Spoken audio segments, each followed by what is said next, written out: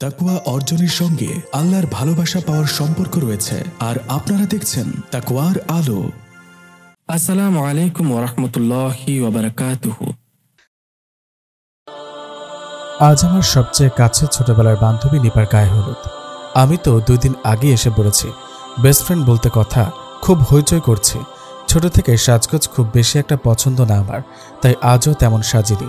একটা লাল জামদানি শাড়ি পরেছি, খোপায় বেলি ফুল, চোখে কাজল, হালকা লিপস্টিক আর একটা ছোট লাল টিপ। কম সাজগোজ করলে হৈহুল্লোড় করতেও একটু সুবিধা হয়। ছেলেপক্ষের লোকজন এসেছে নিপাকে হলুদ দিতে। আমরা সব মেয়েরা গেলাম তাদের বরণ করতে। আমার হাতে ছিল টুথপিকে আটকানো আঙুরের প্লেট। সবাইকে একটা করে আঙুর হাতে দিচ্ছি, তো সেখানে বরপক্ষের গায়ে হলুদের ডালা হাতে এক যুবকের আগমন ঘটল। আর সবার মতো আমিও তার হাতে আঙুর দিতে চাইলাম। সে হাতে না নিয়ে মুখ হা করল, মানে সে চাচ্ছে আমি তাকে আঙুরটা খাইয়ে দিই। আমি কাউকে খাইয়ে দিতে পারবো না, আর সবার মতো এটা আপনাকে হাতে নিতে হবে। কিভাবে নিব বলুন তো? আমার 2 হাত তো ডালা ধরে রাখতে খুব ব্যস্ত। ডালাটা তো আপনি এক হাতেও নিতে পারেন। এটা তো আর আহামরি ভারী জিনিস না যে আপনি এক হাতে ধরতে পারবেন না।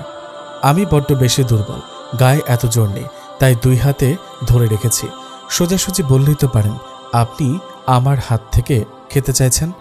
বুঝে যেহেতু ফেলেছেন তাহলে কথা বাড়াচ্ছেন কেন? খাইয়ে দিলে তো পারেন। ঢং করার জায়গা পান না, তাই না? ঢং আমি কোথায় করলাম? ঢং তো আপনি করছেন। কখন থেকে দাঁড়িয়ে আছি একটা আঙুর খাওয়ার জন্য, অথচ আপনি কথা পেঁচিয়ে যাচ্ছেন। আমি কিছু বলতে যাব এমন সময় নিপার ননাস আমাকে বলল, আরে মাইশা, এটা আমাদের ফুফাতো ভাই হাসিব। সম্পর্কে তো তোমার বেয়াই হয়। বিয়েতে বেয়াই বেয়ানদের মধ্যে একটু আধটু দুষ্টুমি না হলে কি চলে নাকি? একটা আঙুরই তো তোমার হাতে খেতে চেয়েছে বেচারা, দাও খাইয়ে দাও। কি আর করা, বান্ধবীর ননাস যেহেতু বলেছে, পালন তো তাহলে করতে হয়। আমি তাকে খাওয়াতে গেলাম। সে মুখটা সরিয়ে নিয়ে বলল, এভাবে মুখ কালো করে খাওয়ালে আমি খাবো না। এতক্ষণ যেভাবে হাসি মুখে দাঁড়িয়ে সবাইকে আঙুর দিচ্ছিলেন, ঠিক সেভাবে হেসে আমাকে খাওয়াতে হবে। এত ঢং না করে যেভাবে খাওয়াচ্ছে সেভাবে খেয়ে নিন। এই কথা বলার সাথে সাথে তিনি নিপার ননাসকে ডেকে বললেন, রুনা আপা, দেখো না কেমন প্যাঁচার মতো মুখ করে খাওয়াচ্ছে। আমিও আবার কম কিসে? সে এই কথা বলার সাথে সাথে আমি আমার সব কটা দাঁত বের করে বললাম, আপা, বেয়াই বেয়ানের মাঝে তো কত দুষ্টুমি চলে, তাই আমিও দুষ্টুমির ছলে মুখটা একটু প্যাঁচার মতো করেছি, এই আর কি। সে আঙুরটা মুখে নিয়ে আস্তে করে আমার কাছে এসে বলল, পাজি মেয়ে, আমি জানি তুমি সত্যিই প্যাঁচার মতো মুখ করেছ। ভালো হয়েছে, বুঝেছেন। এখন যান এখান থেকে। পুরো অনুষ্ঠান জুড়ে এই লোকটা আমার দিকে তাকিয়েছিল, কিছুক্ষণ পরপরই তাকাচ্ছিল আর মুচকি হাসছিল। ওনার যন্ত্রণায় ভালোভাবে হৈহুল্লোড়টাও করতে পারলাম না। করব কিভাবে? এমন করে কেউ হাঁ করে তাকিয়ে থাকলেই কি করে হৈহুল্লোড় করা যায়? হৈহুল্লোড় থাক দূরের কথা, স্বাভাবিক নড়াচড়া করতেও তো কেমন সংকোচ বোধ হয়। সবাইকে খাবার সার্ভ করা হয়েছে, আমি খেতে বসিনি। আমরা বান্ধবীরা পরে খেতে বসবো নিপার সাথে। আমরা সব বান্ধবীরা একসাথে বসে কথা বলছি। এমন সময় তিনি 2 হাতে বিরিয়ানির প্লেট নিয়ে এসে আমার সামনে দাঁড়ালেন। আমি তোমার সাথে খাবো। কিন্তু আমি তো এখন খাবো না। ঠিক আছে, তাহলে তোমার সাথে পরেই খাবো। আপনি কেন আমার জন্য ওয়েট করবেন? প্লিজ খেয়ে নিন আপনি, আমার দেরি হবে খেতে। আমরা নিপার সাথে খাবো। ঠিক আছে, তখনই আমি খাবো। আরে আপনি এত জেদ করছেন কেন? জেদ কোথায় করলাম? তোমার সাথে বসে খেতে চেয়েছি, এটা কি জেদ হলো? আমার খুব ইচ্ছে হচ্ছে তোমার সাথে বসে খেতে। প্লিজ না করো না মাইশা, আমি তো শুধু একসাথে বসে খেতেই চেয়েছি, আমাকে খাইয়ে তো আর দিতে বলছি না। উনি আমাকে এমনভাবে রিকোয়েস্ট করছেন, কিভাবে না করব খুঁজে পাচ্ছে না। তার উপর বান্ধবীরা ইশারা দিল আমি যেন রাজি হয়ে যাই। আমি আর কোনো 7-5 না ভেবে রাজি হয়ে গেলাম। আমি ওনাকে হ্যাঁ বলার পর উনি একদম লাখ টাকার একটা হাসি দিলেন। খেতে খেতে উনি আমাকে বললেন, মাইশা, তোমাকে আমার সাথে কেন এখানে বসিয়েছি তুমি জানো? কেন? তোমাকে কিছু কথা বলবো, অনেক দিনের জমানো কথা, যেগুলো শোনা খুব বেশি প্রয়োজন তোমার। কি কথা? তুমি হয়তোবা ভাবছো তোমার সাথে আজ আমার প্রথম দেখা, তাই না? হ্যাঁ, আজই তো আমাদের প্রথম দেখা হলো। ভুল, আমি তোমাকে 7 মাস আগে দেখেছি, যখন নিপার সাথে আরিফের বিয়ের কথা চলছিল তখন। আরিফ নিপার আইডিটা আমাকে দিয়েছিল নিপাকে দেখানোর জন্য। সেখানে নিপার সাথে তোমার ছবি দেখতে পাই। ছবিটাতে তুমি একটা কালো শাড়ি পরেছিলে, চোখে কাজল আর কালো টিপ, কানে ছোট ঝুমকা, আর সবচেয়ে আকর্ষণীয় জিনিস তোমার নাকের ওই সাদা পাথরের ফুলটা, যেটা তোমার সৌন্দর্য এত বেশি বাড়িয়ে তুলেছে, সেটা আমাকে তোমার প্রতি অনেক বেশি দুর্বল করে দিয়েছে। তোমাকে যে নাক ফুলে কি পরিমাণ সুন্দর দেখায় তা তোমাকে বলে বোঝাতে পারবো না। তোমার পুরো মুখে আমার নজর বারবার তোমার নাকের উপর চলে যায়। মানে কিভাবে বুঝিয়ে বলবো তোমাকে? কিভাবে বললে তুমি বুঝবে? আমি জীবনে অনেক মেয়ে দেখেছি নাকফুল পরতে, কিন্তু নাকফুলে একটা মেয়ের সৌন্দর্য এত বেড়ে যেতে পারে, একটা মেয়েকে এত সুন্দর দেখাতে পারে, তা আমি তোমাকে দেখার পর জেনেছি। প্রথম দেখাতে তোমাকে ভালোবেসে ফেলেছি মাইশা। প্রতিদিন তোমার প্রোফাইল আমি ঘুরি, প্রতিদিন ঘুমানোর আগে তোমার ছবি দেখাটা আমার অভ্যাসে পরিণত হয়েছে। কতবার যে তোমার নাকটা জুম করে দেখেছি তার হিসেব নেই। তোমাকে না দেখে ঘুমাতে গেলে এখন আমার ঘুমই আসে না। প্রায়ই তোমার ভার্সিটির সামনে দাঁড়িয়ে থাকি তোমাকে দেখার জন্য। তোমাকে এই 7টা মাস আড়াল থেকেই দেখে গেছি, কখনো সামনে আসেনি। তুমিও হয়তোবা লক্ষ্য করনি। কেউ একজন তোমাকে আড়াল থেকে দেখে, গভীর মনোযোগ সহকারে দেখে। আমি আর তোমাকে আড়াল থেকে দেখতে চাই না, অনেক দেখেছি আর না। এবার সামনাসামনি দেখতে চাই, আজীবন পাশাপাশি থাকতে চাই। আমি তোমাকে বিয়ে করতে চাই মাইশা। ওনার কথা শুনে আমি পুরো থ মেরে গেলাম। বলে কি এই লোক এতদিন ধরে আমাকে ফলো করছে, অথচ আমি জানি না, এখন আবার হুট করে এসে বলছে আমাকে বিয়ে করবে। মানে হয় এসবের? কি হলো, খাওয়া ফেলে আমার দিকে হা করে তাকিয়ে আছো কেন? খাওয়া শেষ করো। বিরিয়ানি ঠান্ডা হয়ে গেলে তো খেতে ভালো লাগবে না। আপনি তো সিরিয়াস একটা কথা কত স্বাভাবিকভাবে বলে ফেললেন, আবার আমাকে বলছেন আমি কেন খাওয়া বন্ধ করেছি। আরে আমার খাওয়া বন্ধ করাটাই তো স্বাভাবিক। আপনি এতক্ষণ যা কিছু আমাকে বলেছেন সেসব শোনার জন্য আমি মোটেই প্রস্তুত ছিলাম না, তাই আমি আপনার মতো স্বাভাবিকভাবে বিষয়টা নিতে পারছি না। আমি তো তোমাকে অস্বাভাবিক কিছু বলিনি যে তুমি স্বাভাবিকভাবে নিতে পারছো না। বিয়ে, ভালোবাসা এসব কিছু তো মানুষের জীবনেরই একটা অংশ। হ্যাঁ, আমি জানি এসব আমাদের জীবনেরই একটা অংশ। তাছাড়া আপনি যা বলেছেন সেগুলো স্বাভাবিক কথাই বলেছেন, কিন্তু আপনার কথাগুলো বলার ধরনটা খুবই অস্বাভাবিক ছিল। ও বুঝেছি এবার, আমার প্রপোজ করার ধরনটা তোমার পছন্দ হয়নি, তাই না? হাতে ফুলের বদলে বিরিয়ানির প্লেট নিয়ে তোমাকে প্রপোজ করেছি, ব্যাপারটা সত্যিই খুব অস্বাভাবিক। আমি আসলে আপনাকে সেটা বোঝাতে চাইনি। তাহলে কি বোঝাতে চেয়েছো? উফ, আমাকে আপনি অনেক কনফিউজড করে ফেলছেন। কনফিউজড হওয়ার মতো এখানে কিছু হয়নি। তুমি আমাকে হ্যাঁ বলে দাও, তাহলে তো সব কনফিউশন দূর হয়ে যায়। আপনার সাথে আর 1 সেকেন্ড বসে থাকলে আমি পাগল হয়ে যাব। এই কথা বলে চলে আসলাম আমি। বড় আপা বিষয়টা এতক্ষণ ধরে লক্ষ্য করছিলেন, আমি যে ওই ছেলেটার সাথে কথা বলছি আর খাচ্ছি। আপা আমাকে ডাকলো। আপার সাথে ছোটবেলা থেকে সব কথা শেয়ার করতাম। আপা বলতে গেলে আমার বেস্ট ফ্রেন্ড। আমি আপার কাছে গেলাম, আমার সাথে বান্ধবীরা এলো।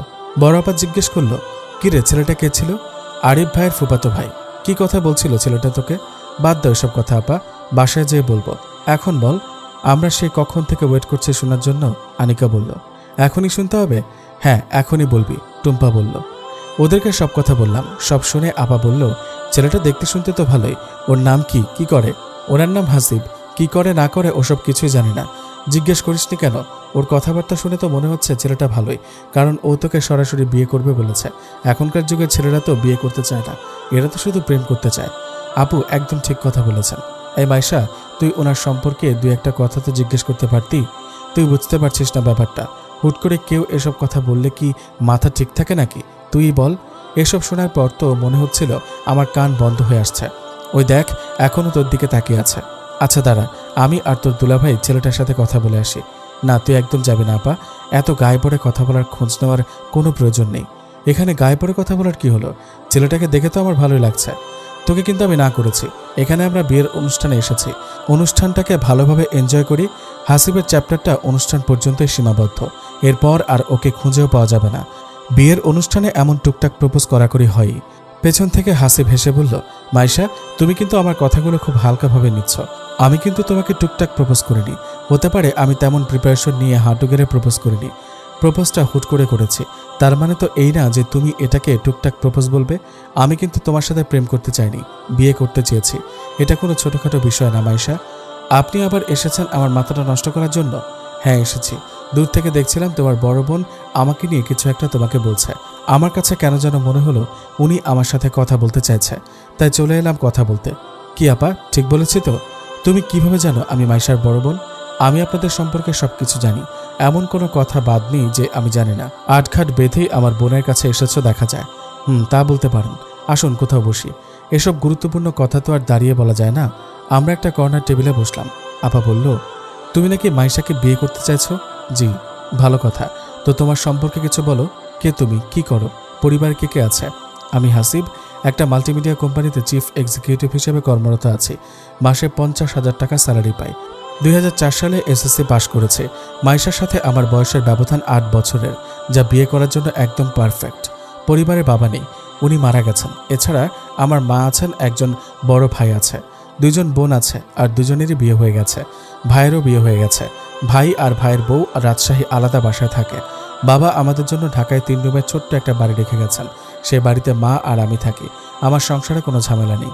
মাইশা আমার সংসারে একাই রাজত্ব করবে, তাই কারোর সাথে ঝগড়া মন কষাকষি হওয়ারও সুযোগ নেই। যে টাকা বেতন পাই তা দিয়ে দিব্যির সংসার খরচ, হাত খরচ সব চলে যাবে।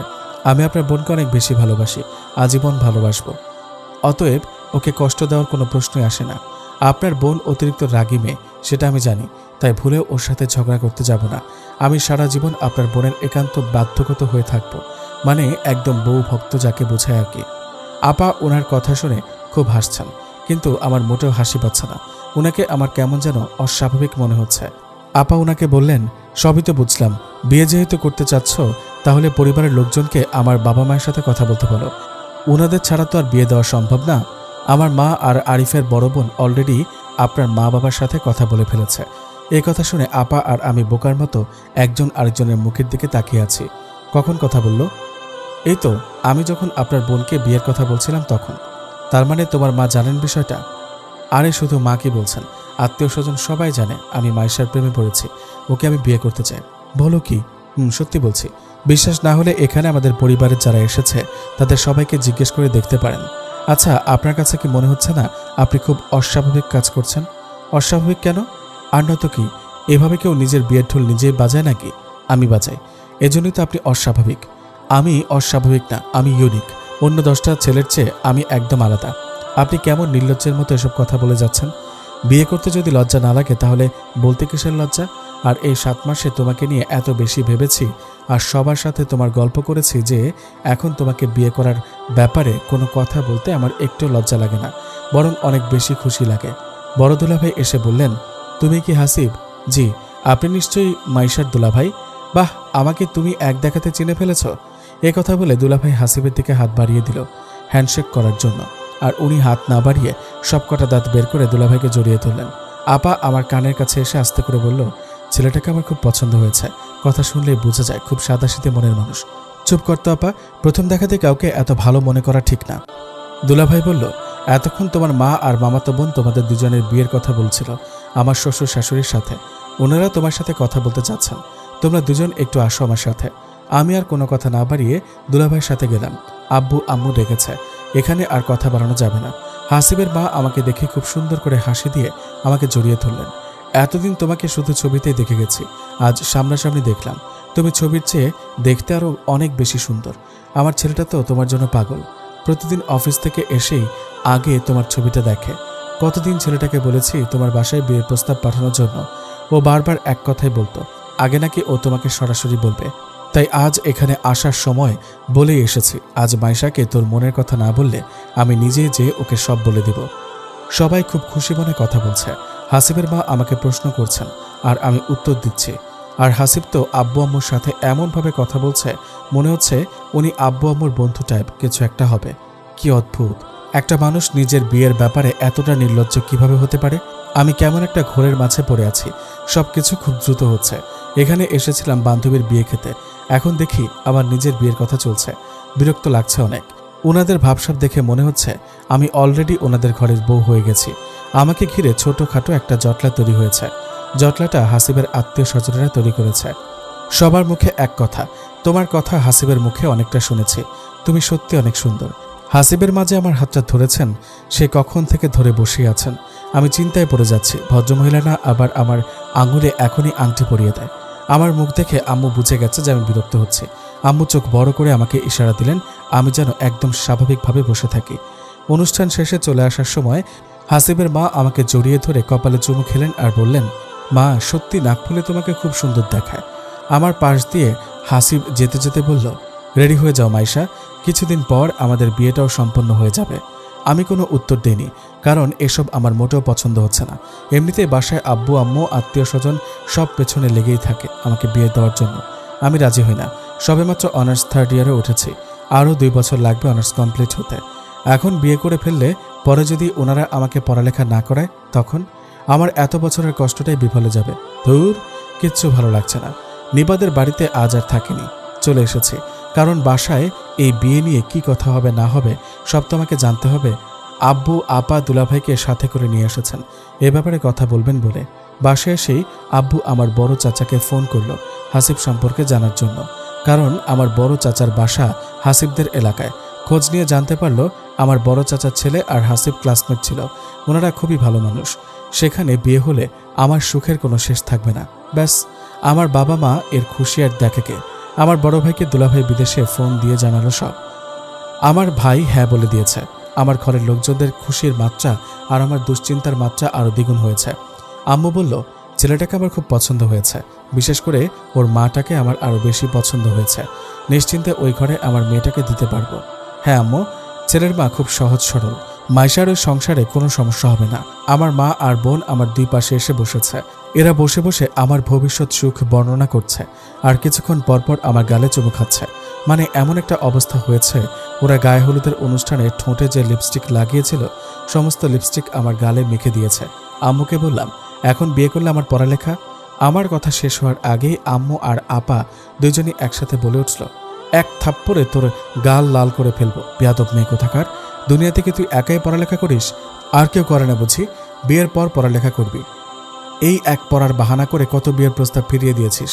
আর না, এমন সোনায় সোহাগা প্রস্তাব আমি ফিরিয়ে দিতে দেব না। ছেলের মা কত ভালো, সংসারে আর কেউ নেই, তুই একাই রাজত্ব করবি। তোকে আমরা এখানেই বিয়ে দেব। মাইশার আব্বু, তুমি হাসিবের মাকে ফোন দিয়ে হ্যাঁ বলে দাও। আসলে এমন প্রস্তাব প্রতিটা মায়ের কাছে সোনায় সোহাগেই মনে হবে, কারণ প্রতিটা মা মেয়ে বিয়ে দেওয়ার সময় মেয়ের শাশুড়ি কেমন হবে, শ্বশুর বাড়িতে মেয়ে রাজত্ব কেমন করতে পারবে, এসব নিয়ে একটু বেশি চিন্তা করেন। আমার মায়ের তো এসব চিন্তা একদম ধুয়ে মুছে গেছে হাসিবের মাকে দেখে। আমার মাকে দেখে মনে হচ্ছে উনি আকাশের চাঁদ তারা সব পেয়ে গেছেন। আম্মু আর আপা আমাকে এখনও চুমু খাওয়া বন্ধ করেনি, কিছুক্ষণ পরপরই দিচ্ছে। আব্বু ফোন করে ওনাদের হ্যাঁ বলে দিয়েছে। খুব কান্না পাচ্ছে আমার বিয়ে হয়ে যাচ্ছে। আমি কখনো কল্পনা করতে পারিনি সবকিছু এত দ্রুত হয়ে যাবে। সিদ্ধান্ত নিয়েছি ওদের সামনে কাঁদবো না, কারণ ওদের সামনে কেঁদে লাভ নেই, ওরা আমাকে বিয়ে দেবেই। সেখান থেকে উঠে এসে দরজা লাগিয়ে ইচ্ছা মতো কেঁদেছি। না, এই কান্নাতে মনের কষ্টটা বের হয়ে আসছে না, আরও জোরে কাঁদতে হবে। এজন্য বাথরুমে চলে গেলাম কাঁদার জন্য। বাথরুমে কল ছেড়ে কাঁদলে পানি পড়ার আওয়াজে কান্নার শব্দ শোনা যাবে না। বাথরুমে যেয়ে পানির কল ছেড়ে জোরে জোরে কাঁদতে লাগলাম। কান্নাকাটি শেষে মুখ ধুতে যেয়ে বেসিনের আয়নায় দেখতে পেলাম আমার ডান পাশের গাল লাল হয়ে আছে আর বাম পাশেরটা গোলাপি হয়ে আছে। এগুলো হলো আমার মা আর বোনের লিপস্টিকের রং, যা অতিরিক্ত চুমুর ফলে ওদের ঠোঁট ছেড়ে আমার গালে জায়গা করে নিয়েছে। ইচ্ছে হচ্ছে আম্মুকে এগুলো দেখিয়ে বলি, তোমাকে আর থাপ্পড় মেরে আমার গাল লাল করতে হবে না, অলরেডি চুমু দিতে দিতে তুমি আমার গাল লাল বানিয়ে ফেলেছ। ফ্রেশ হয়ে এসে ঘরের লাইট নিভিয়ে শুয়ে আছি, একটু ঘুম আসছে না। কাঁদছি আর ভাবছি আমার পড়ালেখা, আনন্দ, স্বাধীনতা সব শেষ হয়ে যাবে এই বিয়ের পর। ভাবলাম ফেসবুক থেকে একটু ঘুরে আসি। বিয়ের পর তো বোধহয় ফেসবুক চালানোরই সময় পাবো না। মোবাইলটা হাতে নিয়ে দেখলাম একটা আননোন নম্বর থেকে 5টা মিসড কল উঠে আছে। একটু অবাক হলাম, এত রাতে আমাকে কে ফোন করবে? আমাকে তো কেউ কখনো এত রাতে ফোন করে না। যাই হোক, সেসব নিয়ে বেশি একটা মাথা ঘামিয়ে লাভ নেই, কারণ মাথা ঘামানোর জন্য এর চেয়ে বড় বিষয় আমার জীবনে ঘটে যাচ্ছে। 10 মিনিট পর সেই নম্বর থেকে কল এলো। হ্যালো, কোথায় ছিলে এতক্ষণ? সে কখন থেকে ফোন দিচ্ছি। কে আপনি? কি ব্যাপার, তোমার কণ্ঠটা এমন ভার ভার কেন মনে হচ্ছে? তুমি কি কেঁদেছ? এই মাইশা, তুমি কাঁদছ কেন? আরে ভাই, কে আপনি সেটা তো আগে বলবেন। আমি তোমার ভাই না, আমি তোমার হবু বর হাসিব। চুপ করে আছো কেন, কথা বলো। আমার নাম্বারটাও জোগাড় করে ফেলেছেন দেখা যায়। তোমার নম্বর আমি আরও 4 মাস আগেই পেয়েছি, কিন্তু কখনো ফোন দেইনি। আসলে সাহসটাই করতে পারিনি ফোন দেওয়ার। কতবার তোমার নাম্বারটা তো ডায়াল করে আবার কেটে দিয়েছি, তার কোনো হিসেব নেই। বুঝলাম। আমার মাথায় একটা বিষয় ঢুকছে না। আপনি এতগুলো মাস ধরে আমাকে ফলো করছেন, আমাকে ভালোবাসেন, কিন্তু এতদিন আমাকে জানাননি কেন? আমি একদম সাহস করতে পারিনি তোমাকে মুখোমুখি এসে সব কথা বলার। তাহলে আজকে বললেন কিভাবে? তোমাকে এতদিন দূর থেকে দেখেছি, কিন্তু কখনো এতটা কাছ থেকে দেখিনি যতটা আজ দেখেছি। তুমি যখন আমাদের বরণ করার জন্য দাঁড়িয়েছিলে তখনই তোমাকে কাছে থেকে দেখতে পাই। তোমার আমার মাঝে 1 হাত পরিমাণ দূরত্ব ছিল না। তোমাকে এত কাছ থেকে দেখার পর জানি না কোত্থেকে এত সাহস আমার মধ্যে চলে এলো। এতটাই সাহস এসে পড়েছে যে শুধু আমাকেই না, পুরো পরিবারকে সব বলে দিয়েছেন। কি করব বলো? তোমাকে দেখার পর তোমাকে আমার করে নেওয়ার ইচ্ছাটা এত বেশি বেড়ে গিয়েছিল যে আমি আর তোমার মা বাবাকে না জানিয়ে থাকতে পারিনি। জানো, আজ তোমার নাকটা একটা বারের জন্য আমার খুব ছুঁয়ে দেখতে ইচ্ছে হচ্ছিল। জানি না তোমার নাকফুলটা আমাকে এত বেশি কেন টানে। তাহলে এক কাজ করি, নাকফুলটা অন্য কাউকে দিয়ে দিই, যাকে দিব আপনি না হয় তাকেই বিয়েটা করেন। আমার পিছু ছেড়ে দিন প্লিজ। এটা কেমন কথা হলো? তুমি অন্য কাউকে দিলেই কি আমি ওই মেয়েকে বিয়ে করব নাকি? এটা শুধুমাত্র তোমার নাকি মানায় মাইশা? এটা শুধুমাত্র তোমারই সৌন্দর্য বাড়ায়। অনেক রাত হয়েছে, আমি ঘুমাবো। আমি ফোনটা কেটে দিলাম। রাগে গা জ্বলে যাচ্ছে আমার। বহু শখ করে নাকফুলটা কিনেছিলাম, কে জানতো এটাই আমার এত বড় ক্ষতির কারণ হয়ে দাঁড়াবে। কেন যে নাকফুটো করতে গেলাম। আর এটাও কেমন পাগল, নাকফুল থেকে কেউ কারো প্রেমে পড়ে নাকি? বিয়ে তো হবে, এই লোকের সাথেই হবে, খুব শীঘ্রই হবে। আমি যদি কাঁদতে কাঁদতে মরেও যাই তবুও আমাকে আব্বু আম্মু বিয়ে দেবেই। অতএব কান্নাকাটি করে কোনো লাভ নেই।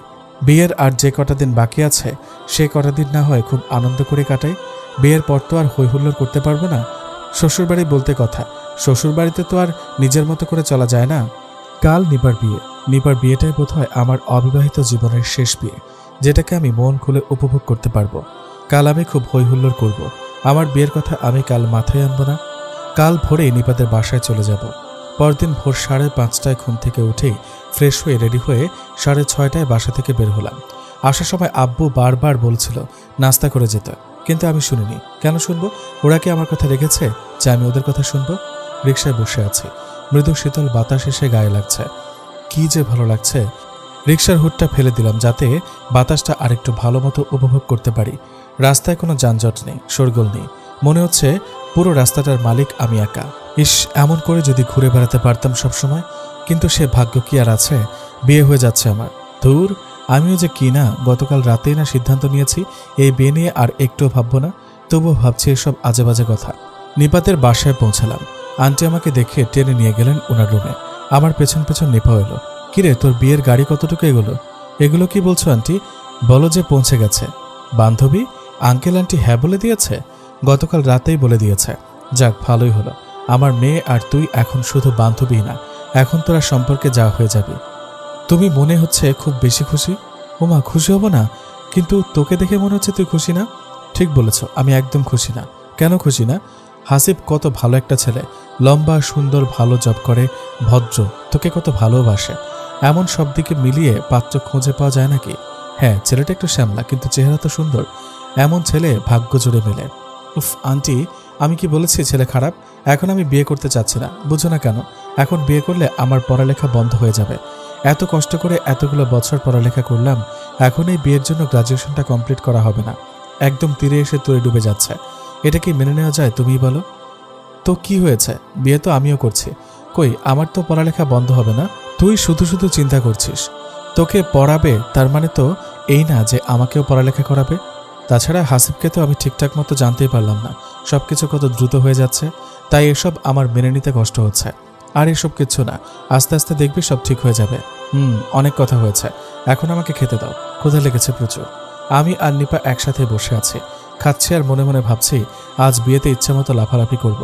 আমার লাফালাফি দেখে হাসিবের মা নিজে থেকেই বিয়ে ক্যান্সেল করে দিবেন, কারণ কোনো মা তার ছেলের জন্য চঞ্চল মেয়ে পছন্দ করেন না।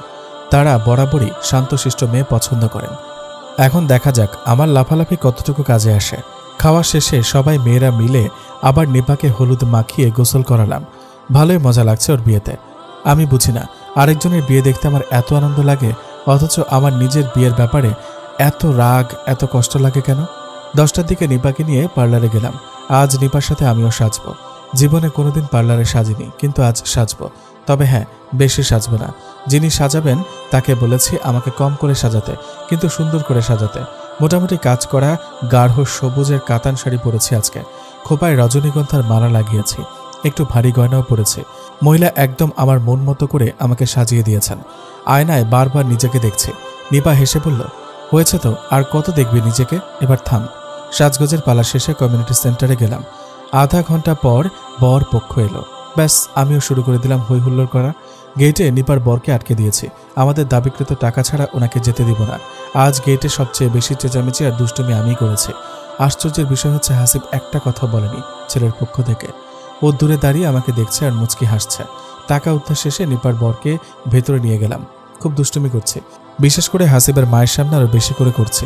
আম্মু আমাকে চোখ গরম করে ইশারা দিলেন যাতে আমি চুপচাপ বসে থাকি। কে শোনে কার কথা? আমি আমার মতো দুষ্টুমি করে যাচ্ছি। হাসিবের মা আমাকে ডেকে পাশে বসালেন। মা, গতকাল তোমাকে দেখে আমি ভেবেছিলাম তুমি হয়তো অনেক চুপচাপ, কিন্তু আজ দেখছি তুমি খুব চঞ্চল। দেখে খুব ভালো লাগছে। মনে হচ্ছে এতদিনে আমার ঘরে প্রাণ ফিরে আসবে, কারোর হাসির আওয়াজ পাওয়া যাবে, কথার আওয়াজ পাওয়া যাবে। জানো, আমার মেয়েগুলো বিয়ে দেওয়ার পর থেকে আমার ঘরের সব হাসি আনন্দ মুছে গেছে। ঘরটাকে একদম মরা মরা লাগে। ওরা বছরে 2 বার আমার বাড়িতে আসে, 5-6 দিনের জন্য। ওরা যতদিন থাকে ততদিন ঘরটাকে ঘর বলে মনে হয়। এছাড়া সারা বছর মরুভূমির মতো লাগে। শোনো মেয়ে, আমার বাড়িতেও তুমি ঠিক এমন দুষ্টুমি আনন্দ করে বেড়াবে। তোমার এই রূপেই তোমাকে আমার অনেক বেশি ভালো লাগছে। খুব অবাক লাগছে ওনার কথা শুনে। ওনার মতো এমন চিন্তাধারার মানুষও আছে পৃথিবীতে। শুধু আমাকে আড়ালে নিয়ে যেয়ে বললেন, দেখেছিস হাসিবের মা কত ভালো, এমন শাশুড়ি পাওয়া যায় নাকি আজকাল? আমরা যা করছি সব তোর ভালোর জন্যই করছি। আমি বড্ড দ্বিধায় পড়ে আছি দুটো বিষয় নিয়ে। প্রথমত, হাসিবের মা এতক্ষণ আমাকে যা বললেন, আসলেই কি এমন চিন্তাধারার লোক পৃথিবীতে আছে? ওনাকে কেমন যেন একটু বেশি ভালো মনে হচ্ছে। আসলে কি উনি এতটা ভালো? তবে অবশ্য আমার মাঝে তো তেমন কিছুই নেই যে আমাকে মিথ্যা নাটক করে তার ছেলের সাথে বিয়ে দিতে হবে। তাছাড়া হাসিব তো যথেষ্ট যোগ্যতা সম্পন্ন ছেলে, তাহলে উনি কেন মিথ্যা নাটক করবে? দ্বিতীয়ত, বরপক্ষ এসেছে 1 ঘন্টার উপরে হয়ে যাচ্ছে, কিন্তু আজ হাসিব আমার সাথে একবারও কথা বলতে আসেনি, বরং আমার কাছ থেকে কেমন যেন লুকাতে চাচ্ছে। ঘটনা কিছুই বুঝতে পারছি না। গতকাল কত কথাই না বলল আমাকে, আর তার উপর আবার জোর করে আমার হাত থেকে আঙুরও খেলো। অথচ আজ আমি যেদিক যাচ্ছি হাসিব সেখান থেকে সরে যাচ্ছে। কি চলছে ছেলের মনে কে জানে। বিয়ে খুব ভালোভাবেই সম্পন্ন হলো। নিপাকে বিদায় দিয়ে বাসায় আসলাম। বাসায় আসার পর বড় আপা আমাকে জিজ্ঞাসা করলো, কিরে হাসিবের সাথে আজ তোর কথা হয়নি? এই কথা কেন জিজ্ঞেস করছিস? না, আজ তোকে একবারের জন্য হাসিবের সাথে কথা বলতে দেখিনি, ধারের কাছেও যেতে দেখিনি, তাই জিজ্ঞেস করলাম। কি জানি আপা, আজ ওনাকে দেখলাম আমার কাছ থেকে নিজেকে লুকিয়ে রেখেছেন, আমার সামনে আসতেই চায়নি। ঠিক এমন সময় আম্মু ভয়ানক এক চেহারা নিয়ে আমাকে জিজ্ঞাসা করলো, নিজেকে লুকিয়ে রেখেছে মানে? তুই ওকে আজে বাজে কিছু বলেছিস নিশ্চয়ই। তোর কোনো আজে বাজে কথার কারণে যদি বিয়েটা ভেঙে যায় তাহলে তুই বুঝে রাখিস, তোকে আমি সেদিনে রিক্সাওয়ালার সাথে বিয়ে দিয়ে দিব। উফ আম্মু, আমি এমন কিছুই করিনি। আমার কথা বিশ্বাস না হলে তুমি ওনাকে ফোন দিয়ে জিজ্ঞেস করো। আমি সেখান থেকে উঠে চলে আসলাম। বিরক্তিকর একটা অবস্থায় পড়ে আছি। যত সব ফালতু সন্দেহ আমার মা আমাকে নিয়ে করছে। রুমে এসে ফ্রেশ হলাম। সন্ধ্যা হয়ে গেছে। মাগরিবের আজান দিয়েছে, 10 মিনিট হলো। নামাজ পড়া শেষে ছাদের উদ্দেশ্যে বাসা থেকে বের হতে যাব, এমন সময় আম্মু আবার চেঁচামেচি শুরু করলো, এই মেয়ে, তুই এই সময় ছাদে কেন যাচ্ছিস? গেলে কি হবে? গেলে কি হবে মানে? এমন সময় কেউ ছাদে যায় নাকি? এমনভাবে বলছো মনে হয় জীবনে কোনোদিন এই সময় আমি ছাদে যাইনি। গিয়েছিস, কিন্তু তখন কথা ছিল একরকম, আর এখনকার কথা আরেক। তোর এখন বিয়ের কথা চলছে, আর কিছুদিনের মধ্যেই তোর বিয়ে হয়ে যাবে। যদি তোর উপর কোনো কুদৃষ্টি পড়ে তখন কি হবে? মেজাজ ভয়ঙ্কর রকমের খারাপ হচ্ছে আমার। আপা ব্যাপারটা বুঝতে পেরে আম্মুকে বলল, আম্মু তুমি ভয় পেও না, আমি যাচ্ছি মাইশার সাথে, কিচ্ছু হবে না। আপা আমার সাথে ছাদে এসে বসলো। আমাকে বলল, মাইশা, এমন কত কথাই এখন তোকে শুনতে হবে। ভুলে গিয়েছিস আমার বেলায় কি হয়েছিল? নিয়াজের সাথে যখন আমার বিয়ের কথা পাকাপাকি হলো, এরপর তো আম্মু আমাকে 2 মাস বাসা থেকে বের হতেই দেয়নি। বিয়ের দিন সকালে পার্লারেও পাঠাতে চায়নি। আম্মু তো বলেছিল পার্লার থেকে মহিলাকে বাসায় এনে আমাকে সাজাবে। ছোট খালা শেষমেশ আমাকে জোর করে বাসা থেকে বের করে নিয়ে গিয়েছিল। আমি বুঝি না আপা, আম্মু এমন করে কেন? উনি তো আমাদের মা, তাই এমন করে। মায়েরা সন্তানের ব্যাপারে ওভার প্রোটেক্টিভ হয়। হতে পারে আমরা যখন মা হব তখন আমরাও এমন করব। ছাদে বসে অনেকক্ষণ আপা আর আমি গল্প করলাম। কখন যে রাত 10:30 বেজে গেল টেরি পাইনি। আব্বু এসে খাবার খেতে যাওয়ার জন্য ডেকে গেল। নিচে যেয়ে খাওয়া দাওয়া শেষ করে কিছুক্ষণ টিভি দেখে শুতে গেলাম। আজ আপা আমি একসাথে ঘুমাবো। দুলাভাই নেপার বিয়েটা অ্যাটেন্ড করেই চলে গেল অফিসের কাজে চট্টগ্রাম। ওখানে সপ্তাহখানেক থাকবেন, তাই আপা এই বাসাতেই থাকবে। তবে অবশ্য আপা আমার সাথে রাতে থাকলেও ওর আত্মাটা পড়ে থাকে দুলাভাইয়ের কাছে।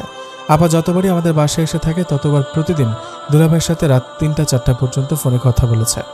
শুনেছি প্রেম করে বিয়ে করার পর নাকি লোকজনের প্রেম কমে যায়, কিন্তু এদের ক্ষেত্রে ঘটনা পুরোটাই উল্টো। এদের প্রেম বিয়ের পর আরও বেশি বেড়েছে। দুলাভাই আপাকে অসম্ভব রকমের ভালোবাসেন। বিয়ের 4 বছরেও আপার বাচ্চা হয়নি। দুলাভাই আপাকে আজ পর্যন্ত এ বিষয়ে কোনো কথা বলেনি কখনো। উল্টো কেউ যদি আপাকে এসব বিষয়ে কথা বলতে যায় তাহলে দুলাভাই সাফ তাদেরকে বলে দেন তারা যেন আপাকে কিচ্ছু না বলে। এতে আপা কষ্ট পায়। উনি চান না কোনোভাবেই আপা কষ্ট পাক। 12:30 বাজে। আপা ফোনে কথা বলছে। আমার ব্যাপক ঘুম পাচ্ছে। আমিও কখন যে ঘুমিয়ে পড়লাম টেরি পাইনি। হঠাৎ আপা আমাকে ডেকে উঠালেন। ঘড়ির দিকে তাকিয়ে দেখে 2:30 বাজে। আপাকে জিজ্ঞাসা করলাম, কি সমস্যা, ডাকছো কেন? হাসিব ফোন করেছে, রিসিভ কর, আর শোন লাউড স্পিকারে দিবি। আমি আর তোর দুলাভাই শুনবো। তোর আপা ঘুমাতে দে তো। উফ, তোকে যা বলছি তা কর। আপার জোরাজুরিতে ফোন রিসিভ করে লাউড স্পিকারে দিলাম।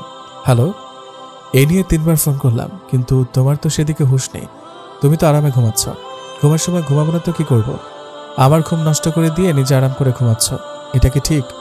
আমি কি বলেছি নাকি আপনি ঘুমাতে পারবেন না? বলনি, কিন্তু তোমার কথা ভেবে তো ঘুমটা উড়েই গেল। তুমি হয়তোবা একটু অবাক হয়েছ কেন তোমার সাথে আজ কথা বলিনি। তোমাকে আজকে এতটাই সুন্দর দেখাচ্ছিল যে নিজের মাথাটা ঠিক রাখতে পারছিলাম না। তোমার দিকে যতবার চোখ যাচ্ছিল ততবার ইচ্ছে হচ্ছিল তোমাকে একটাবার জড়িয়ে ধরি। দেখছিলে না তোমার কাছ থেকে সরে দাঁড়াচ্ছিলাম? কত কষ্টে নিজেকে কন্ট্রোল করেছি তা আমারটা আমিই জানি। আপা আর দুলাভাই অট্ট হাসি দিয়ে বসলেন। আপা হাসছে আমার সাথে বসে, আর দুলাভাই হাসছে ফোনের ওই পার থেকে। আপা হাসিবকে বলল, কন্ট্রোল হাসিব, কন্ট্রোল। এই তুমি তোমার আপাকে সব শুনিয়েছ? কি যে করো না মাইশা। আচ্ছা যাই হোক, শুনিয়ে যেহেতু ফেলেছ তাহলে এটাও বলে রাখি, আপা এসব কিন্তু ঠিক না। আমি কি কখনো আপনার আর দুলাভাইয়ের কথা শুনতে চেয়েছি? আর মাইশা, তুমি আগামীকাল বৌভাতে এমন সেজেগুজে আমার সামনে ঘুরঘুর করবে না। আজ নিজেকে অনেক কষ্টে কন্ট্রোল করেছি। কাল যদি তোমাকে এই রূপে দেখি তাহলে কখন কি করে বসবো তার কোনো ঠিক নেই। প্লিজ আমার কাছ থেকে দূরে থেকো। এই কথা বলে হাসিব ফোনটা রেখে দিল। আপা আর দুলাভাই হেসে যাচ্ছেন। ধুর, কি লজ্জাজনক অবস্থাতে না পড়লাম। আগে যদি জানতাম উনি এসব বলবেন তাহলে ফোন লাউডস্পিকারে দিতাম না। লাউডস্পিকার না, ফোনটা রিসিভই করতাম না। নির্লজ্জ বেহায়া কোথাকার। 3:30 বেজে গেছে, ঘুম আসছে না। এপাশ ওপাশ করে যাচ্ছি, আসলে ঘুমটা আমার লজ্জায় আসছে না। আপা দুলাভাই আমাকে নিয়ে কিছুক্ষণ পরপরই হাসাহাসি করছেন। আপা কথা শেষ করে ফোনটা রেখে জিজ্ঞেস করলেন, কিরে, মাঝরাতে এমন রোমান্টিক কথা শুনে চোখের ঘুম উড়ে গেছে তাই না? কি বলছিস তুই এসব? হয় এমনটাই হয়। আমারও হয়েছিল যেদিন মাঝরাতে নিয়াজ আমাকে ফোনে প্রথমবারের মতো বলেছিল আমার ঠোঁট দুটো ছুঁয়ে দেখতে চায়। জানিস, ভীষণ লজ্জা পেয়েছিলাম, আবার অদ্ভুত রকমের ভালো লাগাও কাজ করেছিল। এমন ভালো লাগার অনুভূতি আগে কখনো হয়নি। সেদিন লজ্জা আর ভালো লাগার অনুভূতি মিলেমিশে একাকার হয়ে গিয়েছিল। ইচ্ছে হচ্ছিল ছুটে যায় নিয়াজের কাছে, যে বলি, এই তো আমি, ছুঁয়ে দাও আমায়। সেদিন সারা রাত ঘুমাতে পারিনি। তোরও নিশ্চয়ই এমন মনে হচ্ছে? একদমই না। হচ্ছে তুই স্বীকার করবি না জানি আমি। তুই চাইলে হাসিবের কাছে যেতে পারিস এখন, আমি তোকে সেই ব্যবস্থা করে দিতে পারি। তবে জড়িয়ে ধরার চেয়ে বেশি কিছু করিস না। এই কথা বলে ও বিছানায় গড়াগড়ি করে হাসছে।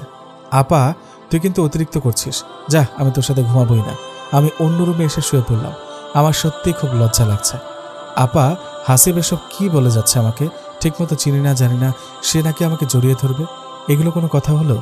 আপা যে বলল আপার নাকি লজ্জার পাশাপাশি অন্যরকম ভালো লাগা অনুভূতি হয়েছিল। কই, আমার তো এমন অন্যরকম ভালো লাগা অনুভূতি হচ্ছে না। আমার তো শুধু লজ্জাই লাগছে। আপার ভালো লাগা অনুভূত হয়েছিল, তাহলে আমার কেন হচ্ছে না? বোধহয় আপা দুলাভাইকে ভালোবাসতো, তাই আপার মাঝে ভালো লাগার অনুভূতিটা হয়েছিল।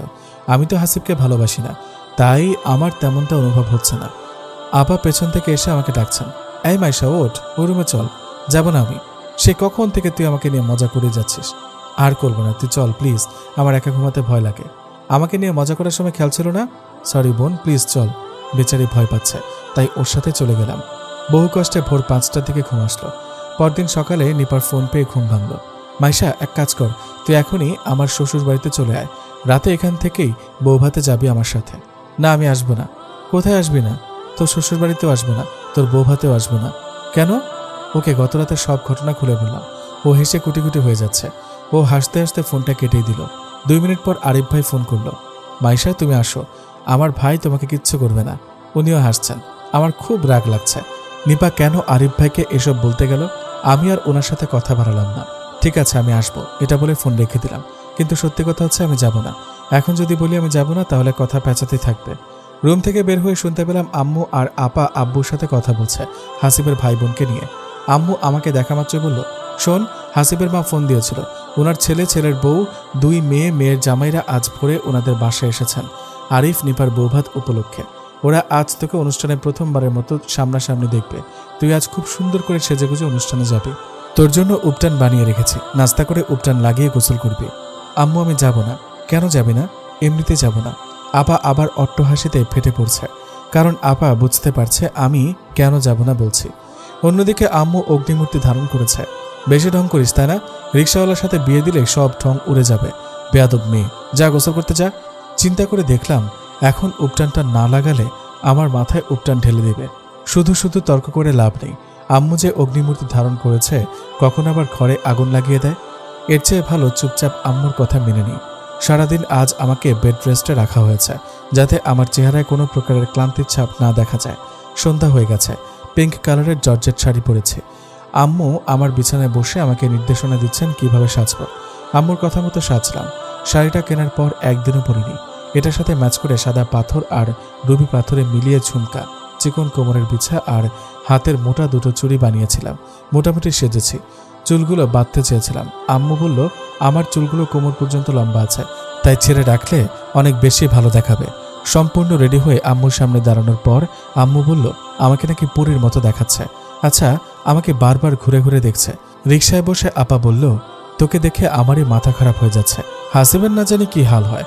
কমিউনিটি সেন্টারে গেলাম। কমিউনিটি সেন্টারে ঢোকার সাথে সাথে হাসিবের সাথে দেখা হয়ে গেল। উনি কিছু বলছেন না, শুধু হা করে তাকিয়ে আছেন।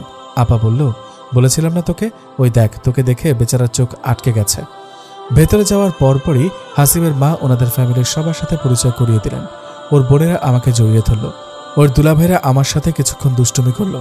বলল তুমি কি জাদু করেছো আমাদের শালাকে?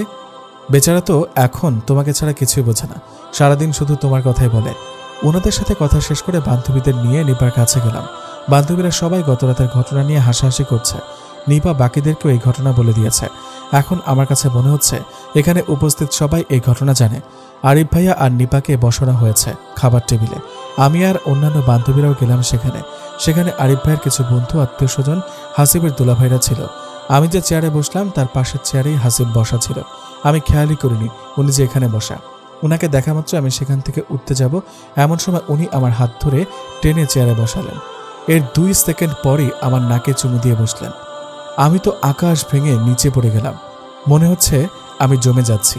এই টেবিলে বসা প্রত্যেকটা মানুষ আমার দিকে হা করে তাকিয়ে আছে। হাসিব আমার দিকে তাকিয়ে হাসছে। আমি কি হাসবো না কাঁদবো নাকি লজ্জায় মুখ লুকাবো বুঝে পাচ্ছি না। কি করব আমি? হাসিবের দুলাভাইরা বললেন এটা তুমি কি করলে হাসিব, এভাবে সবার সামনে? ভাগ্যিস এই টেবিলে মুরব্বী কেউ নেই, থাকলে ব্যাপারটা কোথায় গিয়ে দাঁড়াতো জানো?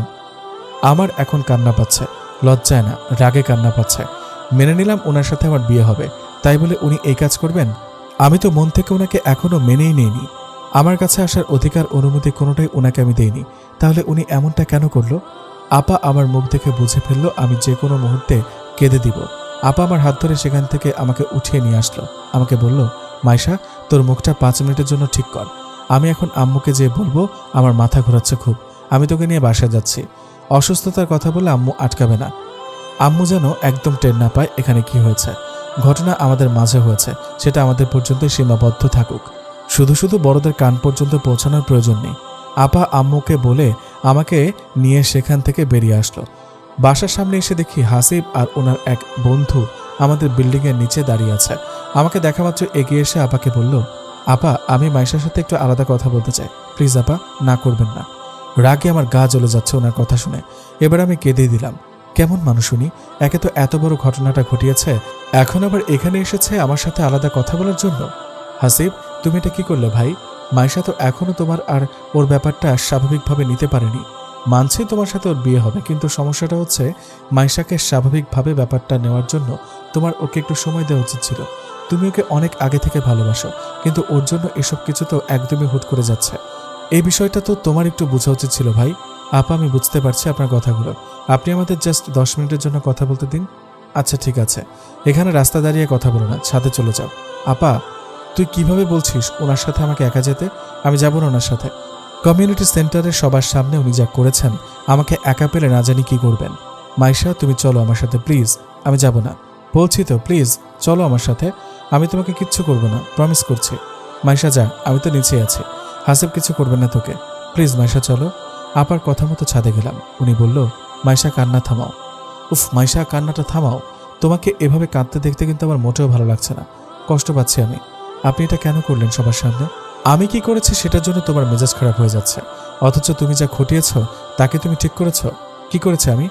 তোমার আমার মাঝে কত কথাই তো হতে পারে। আমি তোমাকে ভালোবাসি, তোমার প্রতি আমার অনুভূতিগুলো তো আমি তোমাকেই বলবো, অন্য কাউকে তো আর বলবো না। গতকাল রাতে তোমাকে কি বলেছি না বলেছি সেসব তুমি সবার কাছে বলে বেরিয়েছ। আমার সমস্ত কাজিনরা আমাকে সারাটা দিন এসব বলে বলে আমার মাথাটা খারাপ করে ফেলেছিল। আমি তোমাকে শুধু এতটুকু বলেছিলাম, তোমাকে একটাবার জড়িয়ে ধরতে খুব ইচ্ছা হচ্ছিল। আর আমার কাজিনরা এই আমাকে বলেন আমি নাকি তোমাকে জড়িয়ে ধরেছি। এগুলো কি ঠিক হয়েছে মাইশা? আমি তোমার নাকে কিস করেছি, এটাতে আমার দোষ হয়েছে। অথচ তোমাকে জড়িয়ে না ধরা সত্ত্বেও সবার মাঝে জানাজানি হয়েছে আমি তোমাকে জড়িয়ে ধরেছি। কিছু না করে বদনামের ভাগিদার হলাম। এর চেয়ে ভালো কিছু করেই না হয় বদনামের ভাগিদার হই, তাই তোমার নাকে চুমু খেয়েছি। এখন তুমি বলো, দোষ প্রথমে কে করেছে, তুমি না আমি? আমি তো কাউকে কিছুই জানাইনি। তুমি না জানালে ওরা জানলো কিভাবে? বড় আপা আর দুলাভাইকে আমি জানাতে চাইনি, ওনারা জোর করে লাউড স্পিকারে দিয়ে আপনার কথা শুনেছে। আর নিপাকে আমি বলেছিলাম, কারণ ও আমার বেস্ট ফ্রেন্ড, এ কারণে। ওই তো হলো, তুমি বলেছো নিপাকে, নিপা বলেছে আরিফকে। এমন একজন একজন করে সবার কানে খবর পৌঁছে গেছে। যাই হোক, আম সরি মাইশা, ভুল হয়ে গেছে আমার, মাফ করে দাও। দেখুন, এমনিতে আপনার আর আমার সম্পর্কটাতে নিয়ে একটা ঘোরের মধ্যে আছি, তার উপর আপনি এসব ঘটনা ঘটালে আমার কি পরিমাণ অস্বস্তি লাগে বিষয়টা আপনি বুঝতে পারছেন? হ্যাঁ, আমি বুঝেছি মাইশা, এক্সট্রিমলি সরি মাইশা, এবারের মতো মাফ করে দাও। It's okay. দেখুন, আপনার আমার ব্যাপারটা স্বাভাবিকভাবে নিতে আমার একটু সময় লাগবে, প্লিজ আমাকে একটু সময় দিন। যত খুশি সময় নাও মাইশা, কোনো সমস্যা নেই। নিচে চলুন, আপনার 10 মিনিট শেষ।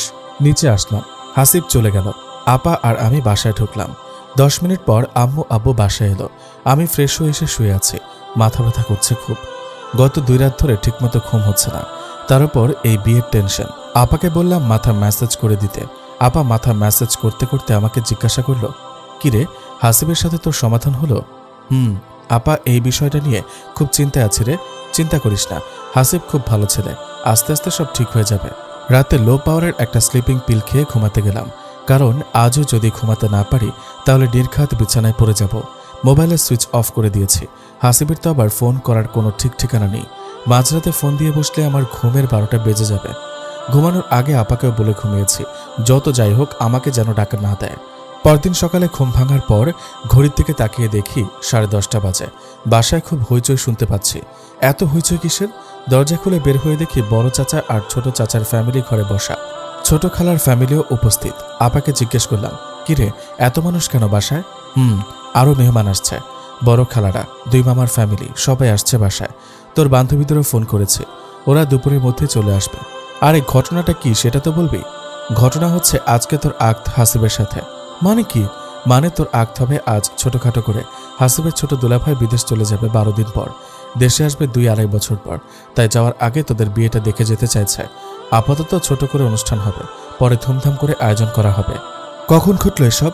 হাসিবের বড় দুলাভাই আর মা গতকাল রাত 12:30টায় ফোন দিয়ে জানালো আম্মু আব্বু তোর দুলাভাই আর আসিফের সাথে কথা বলে ওদের হ্যাঁ বলে দিয়েছে। ভাইয়া আর দুলাভাই রাজি হয়ে গেছে। এখন তো আর বড় করে অনুষ্ঠান হবে না, পরে যখন হবে তখন ওরা সেখানে উপস্থিত থাকবে। এত কিছু হয়ে গেল, অথচ তুই আমাকে একটা বারো ডাকিসনি কেন? তুই তো বললি যত যাই হোক তোকে যেন ঘুম থেকে না ডাকি। হচ্ছেটা কি এসব আমার সাথে? আমার মতামত কি কেউই জানতে চাইবে না? আম্মু আমার কাছে এসে আমার কপালে চুমু দিয়ে বলল, আজকে তোর বিয়ে, যা বাসার সব মুরব্বিদের গিয়ে সালাম কর। আমি চুপচাপ দাঁড়িয়ে আছি, মেজাজ খারাপ হচ্ছে আমার প্রচুর। আম্মু আবার বলল, কিরে এমন করে দাঁড়িয়ে আছিস কেন, যা গিয়ে সালাম কর। খুব ইচ্ছা হচ্ছিল আম্মুকে বলি, আমি এখন বিয়ে করব না, আমাকে সময় দাও, কিন্তু বলে তো কোনো লাভ নেই। কিছু বলতে গেলে আম্মু আবার বলবে আমাকে রিক্সাওয়ালার সাথে বিয়ে দিয়ে দিবে। চুপচাপ আব্বুর কাছে প্রথমে গেলাম সালাম করতে। সালাম শেষে আব্বু আমাকে জড়িয়ে ধরে খুব কাঁদছে। আব্বুর দেখা দেখে আম্মু, আপা, ছোট খালা, চাচিরা সবাই কাঁদছে। আমারও খুব কান্না পাচ্ছে। আমি বুঝতে পারছি না ওনাদের যেহেতু এতই কষ্ট হচ্ছে আমাকে অন্যের হাতে তুলে দিতে, তাহলে আমাকে বিয়ে দিচ্ছে কেন? না দিলে তো হয়। ছোট খালা বলল, যা গিয়ে তাড়াতাড়ি গোসলটা সেরে আয়, তোর হাতে আবার মেহেদি লাগাতে হবে। হাসিবের ওপর মেজাজ এত খারাপ হচ্ছে যা বলে বোঝাতে পারবো না। ওনাকে আমি গতকাল বললাম আমাকে সময় দিতে, উনি বলেছেন আমাকে সময় দিবেন। উনি আমাকে একটা মিথ্যা আশ্বাস দিয়েছেন, কাজটা উনি ঠিক করেননি, একদম ঠিক করেননি। রাগে আমার গা জ্বলে যাচ্ছে। হাসিবকে ফোন দিচ্ছি কিন্তু উনি ফোন রিসিভ করছে না। গোসল সেরে বের হলাম। আপা আর বড় চাচার মেয়ে মেহেদির প্যাকেট নিয়ে বসে আছে আমাকে মেহেদি লাগিয়ে দিবে বলে। আপাকে বললাম, এসব মেহেদি আমার চোখের সামনে থেকে দূরে সরা, আমি লাগাবো না মেহেদি। পেছন থেকে আম্মু এসে বলল, এই মেয়ে, আজকে তোর বিয়ে আর তুই বলছিস মেহেদি লাগাবি না? এমন সাদা হাত নিয়ে জামাইয়ের সামনে যাবি নাকি? গেলে কি সমস্যা? পরে তো বড় করে অনুষ্ঠান হবে, তখন না হয় মেহেদি লাগাবো। কি বলিস তুই এসব? আজকে তোর বাসর রাত, হাসিবের সামনে আজকে তোকে ভালো করে সেজেগুজে যেতে হবে। যা বলছি তাই কর, আর কোনো কথা বাড়াবি না। ঠিকই তো, আর কথা বাড়িয়ে কি করব? আমার কথার কোনো দাম আছে নাকি কারো কাছে? চুপচাপ হাতে মেহেদি লাগিয়ে নিলাম। মেহেদি শুকানোর জন্য ওয়েট করছি। আপা এসে বলল, নে তোর শাশুড়ি ফোন করেছে, কথা বল। আমি ফোনটা কানে দিলাম। আসসালামু আলাইকুম আন্টি। ওয়ালাইকুম আসসালাম। মা, তোমার সাথে একটু জরুরি কথা বলার জন্য ফোন করেছিলাম। জি আন্টি, বলুন। আম্মু, তোমার বোধহয় মনটা খুব খারাপ, এমন হুট করে বিয়েটা হয়ে যাচ্ছে। অবশ্য হওয়াটাই স্বাভাবিক। তোমার জায়গায় আমি হলে আমারও এমন খারাপ লাগতো। আসলে ঘটনাটা হচ্ছে কি, হাসিব গতকাল রাতে খাবার টেবিলে বসে যে কাণ্ডটা করেছে সেটা আমি শুনেছি। তানিয়া, হাসিবের বড় বোন, আমাকে বলল গতকাল রাতে। পরে হাসিব যখন বাসায় আসলো দেখলাম হাসিবের মুড অফ। ওকে জিজ্ঞেস করলাম কি হয়েছে, ও আমাকে সব বলল। তোমার বাসার ছাদে ওর সাথে তোমার কি হয়েছে সেগুলোও বলল। তোমার সাথে কথা বলে আসার পর ও খুব টেনশনে পড়ে গিয়েছিল এটা নিয়ে যে তুমি ওর কাছে সময় চাইছো। পরে যদি তুমি ওকে মানা করে দাও বিয়ে করতে, তখন ও কি করবে? তাছাড়া তুমি নাকি ওর সাথে ছাদে একা যেতে ভয় পাচ্ছিলে, তার মানে ওকে তুমি খারাপ ছেলে ভাবছো। এটা নিয়ে ও আরো বেশি চিন্তায় পড়ে গিয়েছিল। বেচারার মুখের দিকে তাকানো যাচ্ছিল না। ওর এই অবস্থা দেখে তনিমার বর, মানে হাসিবের ছোট বোনের বর, বলল তোমাকে আজই বিয়ে করে ফেলতে। মা, আমার ছেলেটা খারাপ না, ও খুব ভালো ছেলে। তোমাকে ও ভীষণ ভালোবাসে। ও কোনোভাবেই তোমাকে হারাতে চায় না। তোমাকে যাতে ও হারাতে না হয় এজন্যই এমন হুট করে তোমাকে বিয়েটা করছে ও। বুঝলাম আন্টি, উনি আমাকে হারাতে চান না, কিন্তু আমারও তো একটা ইচ্ছা আছে, মতামত আছে।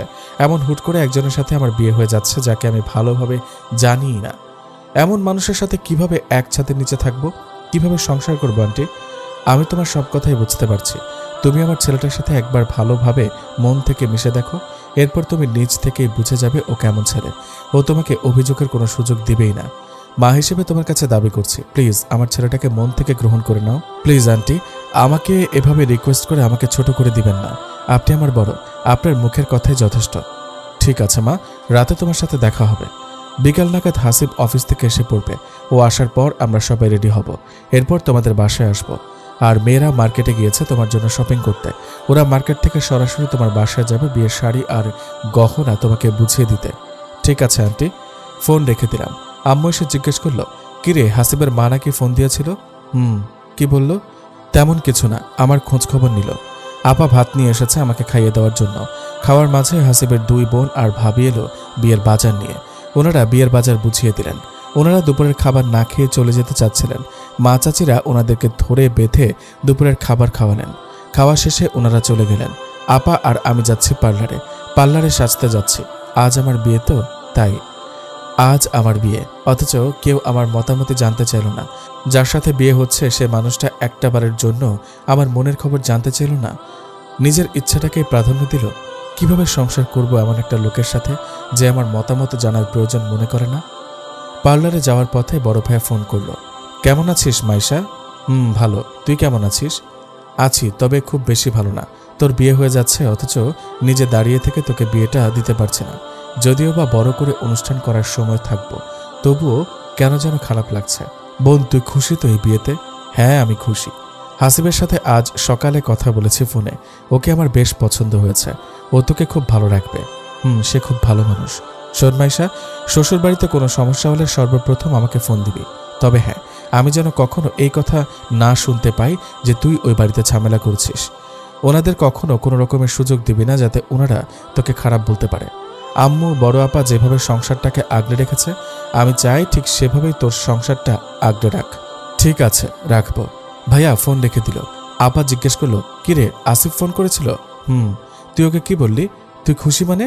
কোন খুশির কথা বলছিস? আর কাকে খুব ভালো মানুষ বললি? আমি এই বিয়েতে আমি খুবই খুশি, আর হাসিব খুব ভালো মানুষ, এটা বলেছি। আপা খুব খুশি হয়ে আমাকে বলল, যাক, অবশেষে তুই তোর বিয়েটা মন থেকে মেনে নিচ্ছিস। মন থেকে মেনে নিচ্ছি না, বল যে মেনে নিতে হচ্ছে। এখন যদি আমি বলি আমি এই বিয়েতে রাজি না, তোরা কি বিয়েটা ভেঙে দিবি? কখনোই দিবি না। অতএব তোদের কাছে আমার মতামত জানিয়ে কোনো লাভ নেই। বিয়ে হচ্ছেও এমন এক লোকের সাথে যার কাছে আমার ইচ্ছার কোনো মূল্যই নেই। রেগে যাচ্ছিস কেন? আমরা তো তোর ভালোর জন্যই করছি। কিসের ভালো? হাসিবকে আমি সকালে ফোন করেছি 3 বার, সে আমার ফোনটা রিসিভ তো করেইনি। এমনকি এতক্ষণ হয়ে গেল সে আমাকে কল ব্যাকও করেনি। তাহলে এবার বুঝে নে আমি কাকে বিয়ে করছি। দুলাভাইয়ের সাথে যেদিন তোর বিয়ে হবে সেদিন দুলাভাই তোকে কয়বার ফোন করেছিল মনে আছে তোর? অথচ এই হাসিবকে দেখ, আজ নাকি তার সাথে আমার বিয়ে, অথচ সে আমাকে একটা ফোনও করলো না। হতে পারে ব্যস্ত আছে। কিসের ব্যস্ত? কতক্ষণ হয়ে গেছে আমি ওনাকে ফোন করেছি, অথচ উনি এতক্ষণে একটুও সময় পাননি কল ব্যাক করার। আমি যেহেতু ওনাকে 3 বার ফোন করেছি, তার মানে আমি নিশ্চয়ই কোনো জরুরি কথা বলার জন্য ফোন করেছি, কিন্তু ওনার শেষের দিকে খেয়াল নেই। আচ্ছা দাঁড়া, আমি ওকে ফোন দিই। একদম ফোন দিবি না ওনাকে। উনি ইচ্ছা করে আমার ফোনটা রিসিভ করেননি। আমি একটাবার দিয়ে তোকে আমি মানা করেছি, তুই ওনাকে ফোন করবি না, ব্যাস। পার্লারে গিয়ে সাজগোজ করলাম। আজও অল্প স্বল্পই সেজেছি। নীল রঙের সিল্কের শাড়ি দিয়েছে হাসিবের বাড়ি থেকে, আর সাথে স্বর্ণের সিম্পল গহনা। পার্লারে যেসব কাস্টমার বসে আছেন আর পার্লারে যারা কাজ করেন তারা সবাই বলেছেন আমাকে নাকি খুব সুন্দর দেখাচ্ছে, বর দেখলে নাকি মাথা ঘুরে পড়ে যাবে। কিন্তু আমার মনে হচ্ছে বিয়ের টেনশনে আমি মাথা ঘুরিয়ে পড়ে যাব। সব শেষে হাসিবদের বাড়ি থেকে পাঠানো নাকের জিনিসটা পরতে যাব, এমন সময় দেখলাম ওদের বাড়ি থেকে ঠিক একই ডিজাইনের নাকফুল পাঠিয়েছে, যে ডিজাইনের নাকফুল বর্তমানে আমার নাকে আছে। আপা হেসে বলল, এটা নির্ঘাত হাসিবের কাণ্ড। ঠিক সে সময় হাসিবের ফোন আসলো আপার মোবাইলে। আপা ফোন লাউডস্পিকারে দিয়ে দিল। আপা, মাইশার সাজগোজ হয়েছে? হ্যাঁ হয়েছে। নাকফুলটা বুঝে পেয়েছেন? হ্যাঁ পেয়েছি, কিন্তু একই ডিজাইনের নাকফুল দিয়েছ কেন? আপা, ওকে এই নাকফুলেই অনেক বেশি সুন্দর দেখায়, এতটাই বেশি সুন্দর দেখায় যা কাউকে বলে বোঝাতে পারবো না। সে ভালো লাগাটা একমাত্র আমি অনুভব করি, অনেক বেশি অনুভব করি। এই অনুভূতিটা আমি সারা জীবন পেতে চাই। আমি চাই এই নাকফুলটাই ওর নাকে থাকুক। বিয়েতে তো ছেলের বাড়ি থেকে নাকফুল দিতেই হয়, তাই ভাবলাম একই ডিজাইনের নাকফুল দিই। আমি বুঝি না হাসিব, এই নাকফুলে তুমি কি পেয়েছ? আমি নিজেও বুঝি না আপা। মাইশার ফোন কেন রিসিভ করনি? ভয় রিসিভ করিনি, আপনার বোন কি না কি বলবে তাই। অফিস থেকে ফিরেছ? হ্যাঁ ফিরেছি। এখন তো 6টা বাজে, 7টা নাগাদ আপনাদের বাসায় থাকবো। ঠিক আছে। আপা ফোনটা কেটে দিয়ে আমাকে বলল, দেখেছিস কত ভালোবাসে তোকে, তোর নাকফুলটার মতো একই নাকফুল তোর জন্য কিনেছে। ও তোকে সারা জীবন এভাবেই দেখতে চায়। নাকফুলটা আমার কাল হয়ে দাঁড়িয়েছে আপা। বাসায় আসতে 6:45 বেজে গেছে। বাসার সামনের জায়গাটাতে বাবুর্চি রান্না করছে, ছাদে প্যান্ডেল বাঁধা হয়েছে। বাসায় ঢুকে দেখি সব আত্মীয় স্বজন হাজির, পুরো ঘরটা মানুষে গিজগিজ করছে। এই মুহূর্তে আনুমানিক 40 জন লোক ঘরে আছে। হাসিবদের বাড়ি থেকে আসবে আরো 30 জন।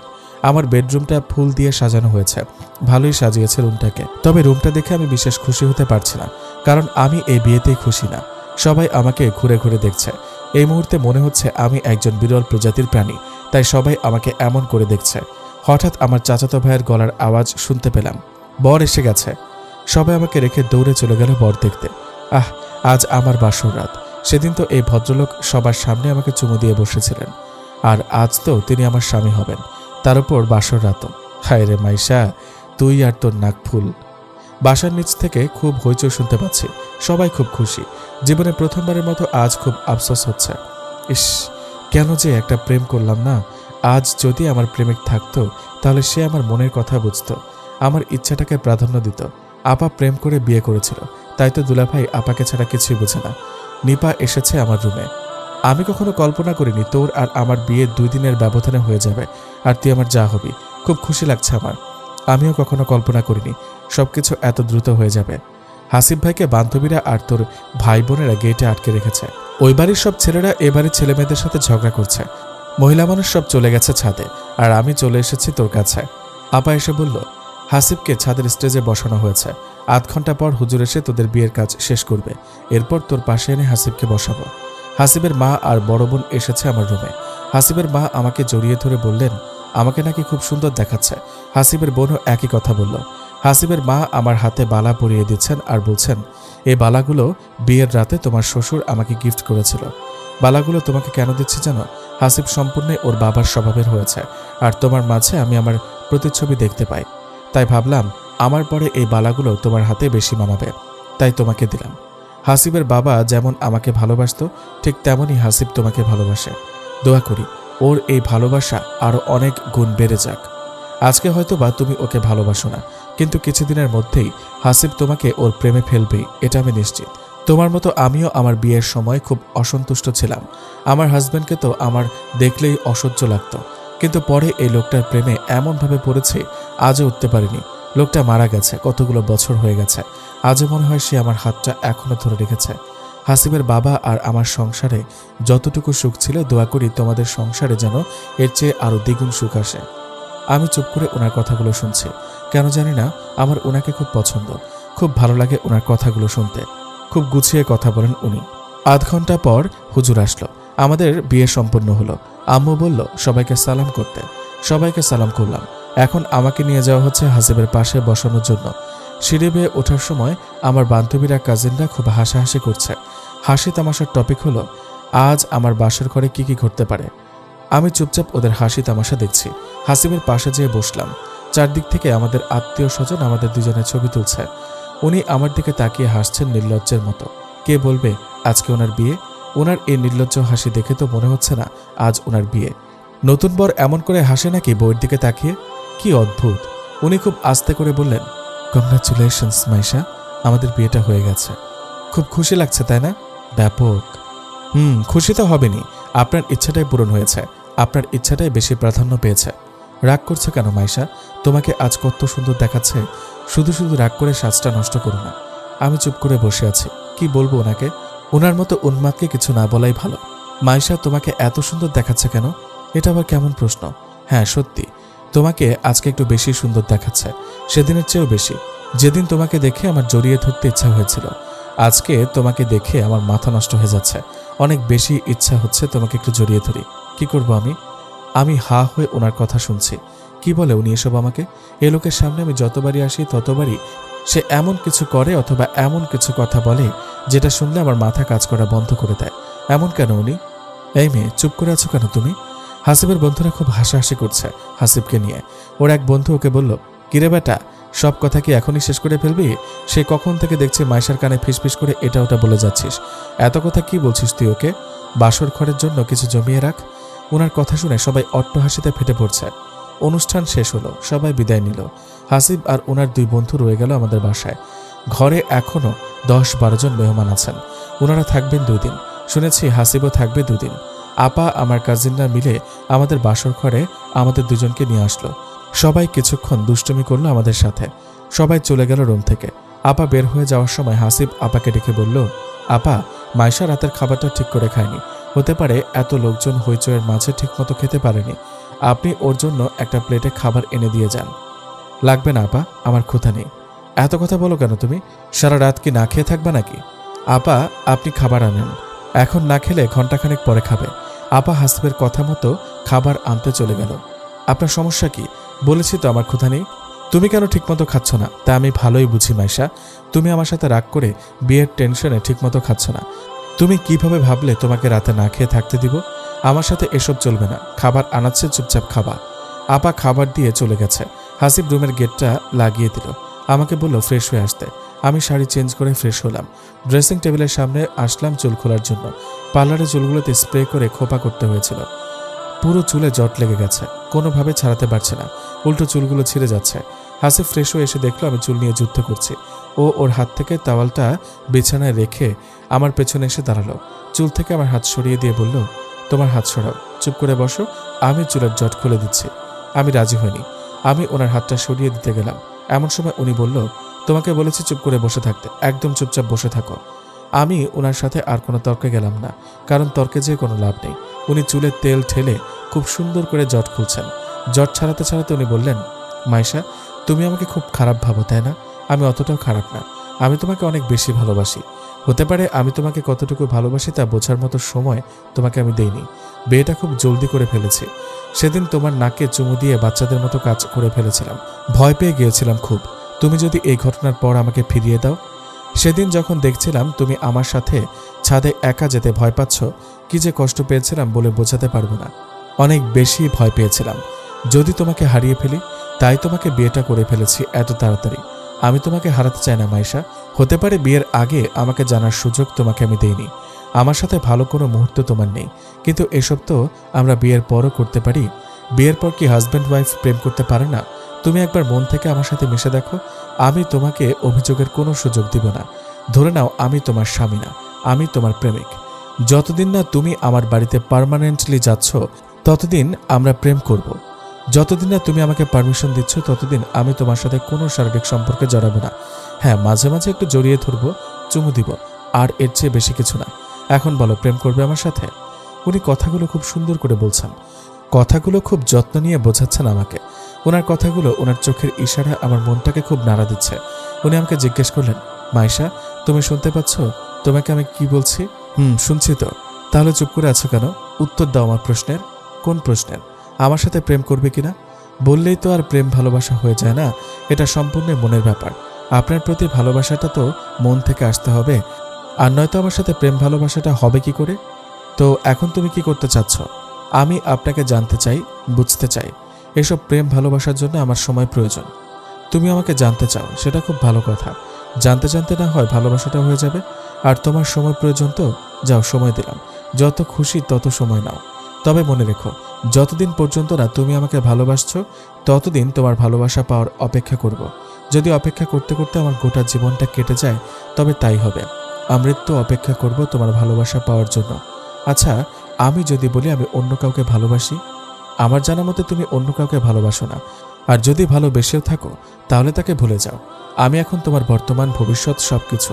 তুমি আমাকে ভালোবাসছো না, ঠিক আছে, আমি আজীবন অপেক্ষা করব তোমার ভালোবাসা পাওয়ার। কিন্তু তুমি আমাকে না ভালোবেসে অন্য কাউকে ভালোবাসবে, সেটা আমি মেনে নিব না। সবকিছু শেষ করে ফেলবো। কি শেষ করবেন আপনি? আগে তোমাকে খুন করব, এরপর নিজে মরে যাব। আমি অবাক হয়ে গেলাম ওনার কথা শুনে। কি বলে উনি এসব? কি হলো, অবাক হয়ে তাকিয়ে আছো কেন?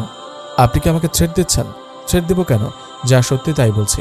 তোমার পাশে আমি ছাড়া অন্য কাউকে আমি কল্পনা করতে পারি না। তাহলে বাস্তবে কিভাবে মেনে নিব বলো? তুমি আমার কে? তোমাকে আমি কোন স্থানে বসিয়েছি তা তুমি জানো না। যদি জানতে, তাহলে আমার কথা শুনে এত অবাক হতে না। আচ্ছা মাইশা, আমি তোমাকে কিছু বললে তুমি পাল্টা কিছু বলো না কেন? কি বলবো? আসলে সমস্যাটা কি জানেন? আপনার কথাগুলো আমার শুনতে খুব অবাক লাগে। আপনার কথার উত্তর আমি কি দেব খুঁজেই পাই না। কেন? আমি কি তোমাকে উল্টাপাল্টা কিছু বলি নাকি? আমি তোমাকে উল্টাপাল্টা কিছুই বলি না। তুমি আমাকে মন থেকে মেনে নাওনি, তাই আমার কথা তোমার কাছে এমন লাগে। যেদিন তুমি আমাকে ভালোবাসবে, সেদিন থেকে আমার সব কথাই তুমি শুধু ভালোবাসা খুঁজে পাবে। নাও, তোমার চুলের জট খোলা হয়ে গেছে। তুমি বসো, আমি হাতটা ধুয়ে আসি, এরপর তোমাকে খাইয়ে দেব। উনি হাতটা ধুয়ে এসে প্লেট হাতে নিলেন আমাকে খাইয়ে দিবেন বলে। আমি খাবো না, ক্ষুধা নেই। ঢং করো না তো, চুপচাপ খাও। আচ্ছা ঠিক আছে, আপনি রাখুন প্লেটটা, আমি নিজেই খেয়ে নিব। কেন, আমি খাইয়ে দিলে কি সমস্যা? এমনি আপনি রাখুন, আমি হাত ভালো মতো ধুয়ে এসেছি, তুমি নিশ্চিন্তে খেতে পারো। উফ, বলছি তো আমি নিজে খাবো। না, তুমি নিজে খেতে পারবে না। আমার খুব ইচ্ছে হচ্ছে তোমাকে খাইয়ে দিতে। প্লিজ মাইশা, না করো না। তোমাকে খাইয়ে দিলে আমার ভালো লাগবে। এমন ছোটখাটো আহ্লাদ তো আমাদের মাঝে হতেই পারে। আপনি সব বিষয়ে খুব জোরাজুরি করেন, এটা কিন্তু ঠিক না। নিজের বউয়ের সাথে জোর করবো না তো কার সাথে করবো বলো? আমি জোরাজুরি করবো তোমার সাথে, তুমি করবে আমার সাথে। কখনো তুমি জিতবে, কখনো বা আমি। সবসময় তো আপনিই জিতে যাচ্ছেন। তুমিও জিতবে অন্য কোনো সময়। নাও, এখন খাও। উনি আমাকে খাইয়ে দিচ্ছেন, গ্লাসের পানিটাও উনিই খাইয়ে দিচ্ছেন। খুব যত্ন করে খাওয়াচ্ছেন আমাকে, যেমনটা আম্মু আপা করে থাকে ঠিক তেমনই। খুব আনইজি ফিল করছে, অদ্ভুত লাগছে খুব। একটা লোককে ঠিক করে জানি না, তার হাত থেকে আমি খাচ্ছি। কখনো কোনো ছেলে মানুষ আমাকে খাইয়ে দেয়নি, আমার বাবাও কখনো আমাকে খাইয়ে দেয়নি। জীবনে প্রথমবারের মতো কোনো ছেলে আমাকে খাইয়ে দিচ্ছে। খুব ভালোবেসে খাওয়াচ্ছেন আমাকে। উনি যখন আমার দিকে তাকিয়ে থাকে, আমার চোখের দিকে তাকিয়ে থাকে, আমাকে কিছু বলে, তখন মনে হয় উনি আমাকে জন্ম জন্মান্তর ধরে চেনেন। বহু বছরের পুরনো সম্পর্ক আমাদের। উনি যখন আমার চুলের জট ছাড়াচ্ছিলেন, তখন আমি একটুও ব্যথা পাইনি। খুব ধৈর্য নিয়ে জট ছাড়িয়েছেন। সচরাচর ছেলেদের মাঝে এত ধৈর্য দেখা যায় না। আব্বু, দুলাভাই, আমার ভাইয়ের মাঝে কখনো এতটা ধৈর্য দেখিনি। খাওয়া শেষে উনি ওনার ভেজা হাত দিয়ে আমার মুখটাও মুছে দিলেন। আম্মুও এমন করে ছোটবেলায় আমার মুখ মুছে দিতেন। উনি আমাকে বললেন, মাইশা, তোমার জন্য একটা গিফট আছে। কি গিফট? আয়নার সামনে এসো। উনি আমার হাতটা ধরে ড্রেসিং টেবিলের সামনে এসে বসালেন। বক্স খুলে একটা গোল্ডের চেইন আমার গলায় পরিয়ে দিলেন। চেইনটা দেখে মনে হয়েছিল এটা তোমার গলায় খুব মানাবে। আমার ধারণাটা ঠিক হলো, চেনটা তোমার গলায় খুব মানিয়েছে। শোনো মেয়ে, এই চেনটা কিন্তু কখনো গলা থেকে খুলবে না। ওই কথা বলে উনি আমার নাকটা টেনে দিল। বউ, তোমাকে একটা কথা বলি? তোমার নাকটা খুব সুন্দর। এই কথা আপনি এর আগেও আমাকে বলেছেন। হ্যাঁ, এর আগেও বলেছি।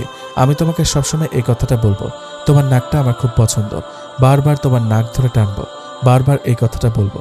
বারবার নাক টানলে আমি ব্যথা পাবো না, কখনোই না। তোমার কষ্ট হবে এমন কাজ আমি কখনোই করব না। এই যে একটু আগে তোমার নাক টেনেছি, তুমি কি ব্যথা পেয়েছ? না, দেখেছো, ব্যথা পাওনি। এখন বলো, চেনটা কি পছন্দ হয়েছে? আমি বুঝি না মাইশা, তোমাকে কোনো কিছু জিজ্ঞেস করলে এমন করো কেন? সুন্দর করে উত্তর দিতে পারো না? এর চেয়ে সুন্দর করে কিভাবে উত্তর দেব? বলবে, হাসিব, তোমার গিফটটা আমার খুব পছন্দ হয়েছে, নাও। বলো। কি ঝামেলা বললাম, ওনাকে এখন তুমি করে নাম ধরে ডাকতে হবে? কিভাবে বলবো? চুপ করে আছো কেন, বলো। আপনাকে তুমি করে ডাকবো? প্লিজ মাইশা, এখন আমাকে বলো না যে আমাকে তুমি করে ডাকার জন্য তোমাকে কিছুদিন সময় দিতে হবে। হ্যাঁ, সময় তো একটু লাগবে। আমাকে আমার নাম ধরে ডাকবে, তুমি করে বলবে। এতে সময়ের কি দরকার? আপনাকে তুমি করে ডাকতে কেমন কেমন যেন লাগছে। কেমন কেমন লাগছে?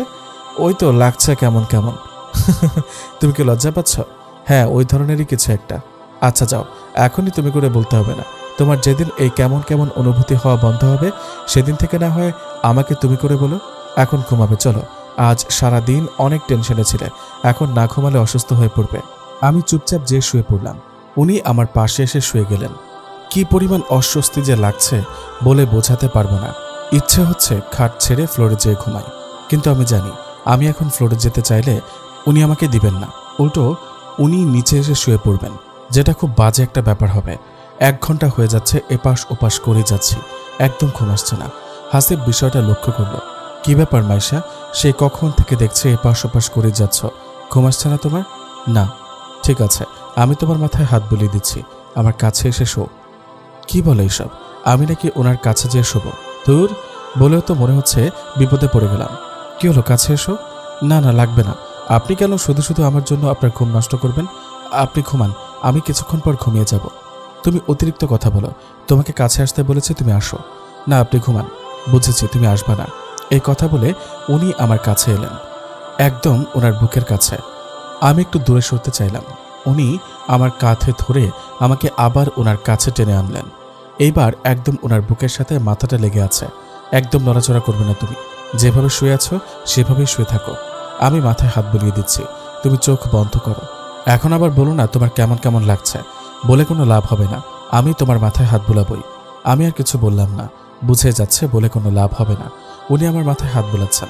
আমি এতদিন ভাবতাম আপার চেয়ে ভালো করে কেউ মাথায় হাত বুলাতেই পারে না, কিন্তু এখন মনে হচ্ছে হাসিব আপার চেয়েও আরো ভালো করে এই কাজটা করতে পারে। এখন আর তেমন একটা অস্বস্তি লাগছে না, ঘুম পাচ্ছে প্রচন্ড রকমের। পরদিন সকালে চোখ মেলে দেখি হাসিবের হাতের ওপর মাথা রেখে ওনাকে জড়িয়ে ধরে আছি। উনি আমার দিকে তাকিয়ে মুচকি হেসে বললেন, গুড মর্নিং মাইশা। আমি সাথে সাথে শোয়া থেকে উঠে পড়লাম। আমি বুঝতে পারছি না আমি কি ওনাকে জড়িয়ে ধরেছিলাম নাকি উনি ইচ্ছা করে ওনার উপর আমার হাত পা দিয়ে রেখেছেন। আমি ওনাকে কিছু জিজ্ঞেস করতে পারছি না লজ্জায়, কিন্তু উনি আমার মুখটা দেখে ঠিকই বুঝে নিয়েছেন। মাইশা, আমি কিন্তু তোমাকে জড়িয়ে ধরিনি, তুমি আমাকে 2 বার জড়িয়ে ধরেছ। আমি 2 বারই তোমার হাত ছাড়িয়েছি, এরপর আবার তুমি আমাকে জড়িয়ে ধরেছ। তখন ভেবে দেখলাম বউটা যেহেতু এতবার আমাকে জড়িয়ে ধরতে চাচ্ছে, আমার উচিত হবে না তাকে বারবার ফিরিয়ে দেওয়া, তাই আর তোমাকে সরাইনি। কি যে লজ্জা লাগছে, ছিছি। আমি ওনাকে বারবার জড়িয়ে ধরেছি, কি ভাববেন উনি আমাকে নিয়ে? উনি শয়তান টাইপ একটা হাসি হেসে আমাকে জিজ্ঞাসা করলেন, তুমি কি লজ্জা পাচ্ছ? আমি ওনার কথার কোনো উত্তর দিতে পারছি না। আমি বাথরুমে ফ্রেশ হতে গেলাম। ফ্রেশ হয়ে এসে দেখি উনি মোবাইল চাপছেন। ড্রেসিং টেবিলের সামনে বসলাম চুল আঁচড়ানোর জন্য। আয়নায় তাকিয়ে দেখি উনি আমার দিকে তাকিয়ে হাসছেন। আপনি এমন করে হাসছেন কেন? তোমাকে দেখে। আমার মাঝে হাসার কি দেখলেন আপনি? তোমার চেহারা দেখে মনে হচ্ছে তোমার কেমন কেমন যেন লাগছে। এমনিতেই লজ্জায় মরে যাচ্ছি, তারপর উনি আমাকে নিয়ে এমন করছেন। ওনার সামনে আর বসে থাকা যাবে না। আমি রুম থেকে বেরিয়ে আসলাম। আম্মু আর আপা নাস্তা বানাচ্ছেন। আম্মু জিজ্ঞাসা করলো, কিরে হাসিব উঠেছে? হ্যাঁ, ওকে যে বল ফ্রেশ হয়ে আসতে, আমি টেবিলে নাস্তা দিচ্ছি। আমি রুমে গেলাম ওনাকে ডাকতে, যে দেখি উনি বাথরুমে। উনি মুখ মুছতে মুছতে বের হলেন। আম্মু আপনাকে ডাকছে নাস্তা খেতে যাওয়ার জন্য। আসছি। একটা কথা। কি? আমি সবসময় কোলবালিশ নিয়ে ঘুমাই। গতকাল তো কোলবালিশ ছিল না, তাই অভ্যাসবশত আপনাকে কোলবালিশ মনে করে জড়িয়ে ধরেছি। হ্যাঁ, জড়িয়ে ধরেছে তাতে কি হয়েছে? আমাকে জড়িয়ে ধরার সম্পূর্ণ অধিকার তোমার আছে। হতে পারে তুমি আমাকে সেই অধিকারটা দাওনি, কিন্তু আমি তোমাকে দিয়েছি। তোমার যখন খুশি আমাকে জড়িয়ে ধরতে পারো, আমি কিছুই মনে করব না। আর হ্যাঁ, আজ থেকে খাটে কোনো কোলবালিশ থাকবে না। এখন থেকে আমি তোমার কোলবালিশ। বিয়ের পর খাটে কোলবালিশ থাকাটা একদম মানায় না। ওনার এই ধরনের আহ্লাদি টাইপ কথাগুলো শুনলে আমার খুব লজ্জা লাগে। ওনার এসব কথার উত্তর কি দেব, কিভাবে দেব ভেবে পাই না। তাই প্রতিবারের মতো এবারও চুপ করে রইলাম। পরে উনি বললেন, চলো নাস্তা করতে যাই। নাস্তা টেবিলে বসলাম নাস্তা করার জন্য। আব্বু, আপা, আম্মু সবাই বসলো। আমি পরোটা মুখে নিতে যাব, এমন সময় হাসিব বলল, তুমি থামো, আমি তোমাকে খাইয়ে দিচ্ছি। আমি একদম হা হয়ে গেলাম ওনার কথা শুনে। আপার সামনে বলছে সেটা না হয় মেনে নেওয়া যায়, কিন্তু আব্বু আম্মুর সামনে এটা উনি কি বলছেন? আম্মু আপা মুখ টিপে হাসছে, আব্বু হাসছে। হাসিবের ওপর আমার এত রাগ উঠছে যা কাউকে বলার মতো না। সবার সামনে এসব আহ্লাদের কোনো মানে হয়? কি হলো, হা করো। আমি মুখ খুলছি না। ওনার হাত থেকে সবার সামনে খাবো, এটা কেমন কথা? আব্বু বলে উঠল, কি রে হাসিব কখন থেকে বসে আছে তোকে খাওয়াবে বলে, তুই খাচ্ছিস না কেন ওর হাত থেকে? তুই খা, আমরা কেউ কিছু মনে করব না। তোর মাকে আমি কত খাইয়ে দিয়েছি, তুইও খা।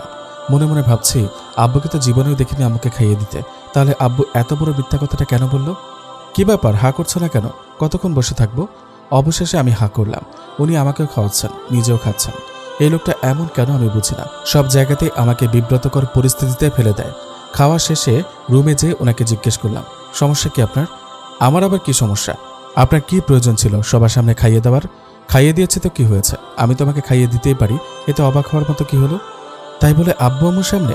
তাতে কি হয়েছে? তুমি আমার ওয়াইফ, তোমাকে আমি খাইয়ে দিব, এটাই তো স্বাভাবিক।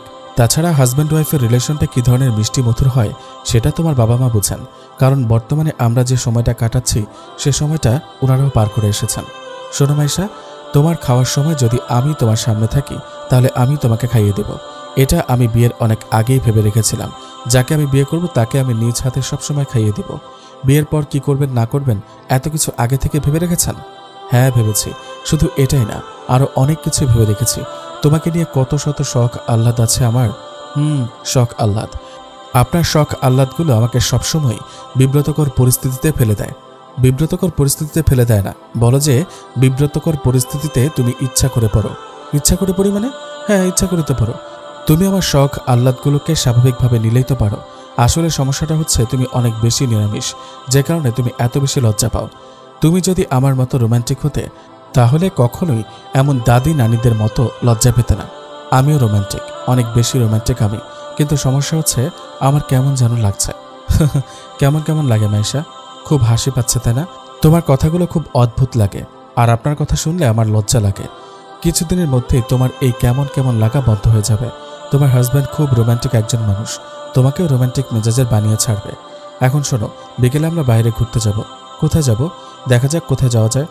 শোনো, তুমি কিন্তু আজ খুব সুন্দর করে সাজবে। এই প্রথম তোমাকে নিয়ে আমি ঘুরতে বেরোবো। ঠিক আছে। 3:30টার দিকে উনি বললেন, আমি আমার বাসা থেকে যেয়ে আমার বাইকটা নিয়ে আসি, তুমি এর মধ্যে রেডি হয়ে নাও। উনি চলে গেলেন, আমি রেডি হচ্ছি। আপা রুমে এলেন। কিরে, কেমন লাগছে হাসিবের সাথে সময় কাটাতে? কেমন আবার লাগবে? গতকাল রাতে কি হলো? তেমন কিছু না। তেমন কিছু যে হয়নি তা খুব ভালোই জানি। তুই যা নিরামিষ। তুইও আমাকে নিরামিষ বলছিস? আমিও মানে? আরও কেউ বলেছে নাকি তুই নিরামিষ? হ্যাঁ, হাসিব বলেছে। বেচারা হাসিব এক রাতে টের পেয়ে গেছে তুই কেমন। পেতনির মতো হাসবি না তো, তোর হাসি দেখে গা জ্বলে যাচ্ছে আমার। আচ্ছা যা, হাসবো না। এখন বল, কাল রাতে কি কথা হলো? নাকি কথাও বলিসনি? না, বলেছে। উনি আমার চুলের জট ছাড়িয়ে দিলেন, খাইয়ে দিলেন, আবার খাওয়া শেষে মুখটাও মুছে দিলেন, গলার চেনটা গিফট করলেন, মাথায় হাত বুলিয়ে ঘুম পাড়িয়ে দিলেন। দেখেছিস হাসিব তোর কত যত্ন নেয়? বলেছিলাম না তোকে আমিও খুব ভালো একটা ছেলে? ও তোকে খুব ভালোবাসে। এখন তুই এসব ঢং ছেড়ে ওর খাতির যত্নে লেগে পড়, দেখবি তোর সংসারে সুখের সীমা থাকবে না। আধ ঘন্টা পর হাসিব এলো। কি গল্প হচ্ছে দুই বোনের মাঝে? তোমাদের দুজনের বাসর ঘরের গল্প। শোনার মতো কিছুই নেই আপা, শুধু শুধু শুনতেই শোনা, নিরাশ হবে। অলরেডি শুনেও ফেলেছি। কেমন লাগলো এমন রুক্ষ শুষ্ক বাসর ঘরের গল্প শুনে? আমার বোন কি করতে পারে সেটা আমি আগে থেকে জানতাম, কিন্তু তুমি আমার বোনটার এত যত্ন করো শুনে খুব ভালো লেগেছে। আমার ওয়াইফকে তো আমারই যত্ন করতে হবে। তোমাকে তো আগেই বলেছি আমি আজীবন একান্ত বাধ্যগত স্বামী হয়ে থাকবো আমি। তাই তো দেখছি। আর হাসিব একটা কথা, কি? তুমি আর আমি তো একই বয়সের, তুমি আমাকে নাম ধরে ডেকো। তোমাকে নাম ধরে ডাকাটা কি ঠিক হবে? এত সব ফর্মালিটিস আমার সাথে না দেখালেও চলবে, তুমি আমাকে নাম ধরে ডাকলেই বেশি খুশি হব। ঠিক আছে মাইশা, তোমার হলো? রেডি তো আমি। আমি রুম থেকে বের হতে যাব, তখন উনি আমার হাতটা টেনে ওনার কাছে নিয়ে আসলেন। উনি আমার কপালের টিপটা ঠিক করে দিতে দিতে বললেন, ঠিকমতো টিপটাও পড়তে শিখুনি, বাচ্চা মেয়ে একটা। বাচ্চা মেয়ে যেহেতু, তাহলে বিয়ে করেছেন কেন আমাকে? কোচি মেয়ে আমার খুব পছন্দ, তাই বিয়ে করেছি। হয়েছে? বুঝতে পেরেছ? খুব বুঝেছি। এখন চলুন। নিচে যেয়ে বাইকে ওনার পেছনে বসলাম, মাঝখানে ফাঁক রেখে বসলাম, ওনার কাঁধে কোনো মতে হাতটা রাখলাম। কি ব্যাপার, এমন করে বসেছ কেন? কেমন করে বসবো? কাছে এসে বসো। আর কত কাছে আসবো? আর কত কাছে আসবো মানে? আমার সাথে লেগে বসো, হাতটা আমার কাঁধ থেকে সরিয়ে আমাকে জড়িয়ে ধরে বসো। না, আমি পারবো না। যেটা বলছি সেটা করো। না। এরপর উনি নিজেই আমাকে ওনার কাছে টেনে আমার হাতটা টেনে ওনার বুকে রাখলেন। ঠিক এইভাবেই ধরে বসে থাকো, হাত সরানোর একদম চেষ্টা করবে না। হাত সরাতে চাইলে আমি কিন্তু খুব রাগ করব। উনি কেমন যেন সব বিষয়ে শুধু জোর করেন, তবে অবশ্য আমি ওনাকে জোর করতে দেই।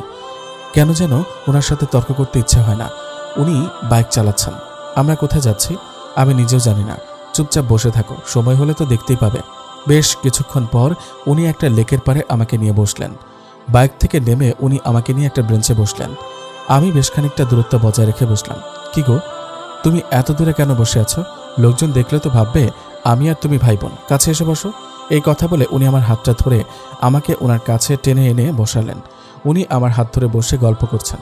গল্প করার এক পর্যায়ে উনি আমাকে জিজ্ঞাসা করলেন, চা খাবে? খাওয়া যায়। উনি চাওয়ালার কাছ থেকে 1 কাপ চা নিলেন। কি ব্যাপার, আপনি চা খাবেন না? খাবো, পরে খাবো। তুমি অর্ধেক খেয়ে আমাকে দিবে, নাও চা খাও। আমি অর্ধেক খেয়ে ওনাকে দিলাম। উনি চা খেতে খেতে আমাকে বললেন, তোমার ঠোঁটের স্বাদ তো আর এখন নিতে পারবো না। যতদিন না পর্যন্ত তুমি পারমিশন দিচ্ছ, ততদিন না হয় তোমার আধ খাওয়া জিনিস খেয়ে মনটাকে সান্ত্বনা দিলাম। কবে যে তুমি পারমিশন দিবে কে জানে। অপেক্ষা করতে থাকুন। তাই তো করছি। সন্ধ্যা পর্যন্ত ওনার সাথে গল্প করলাম।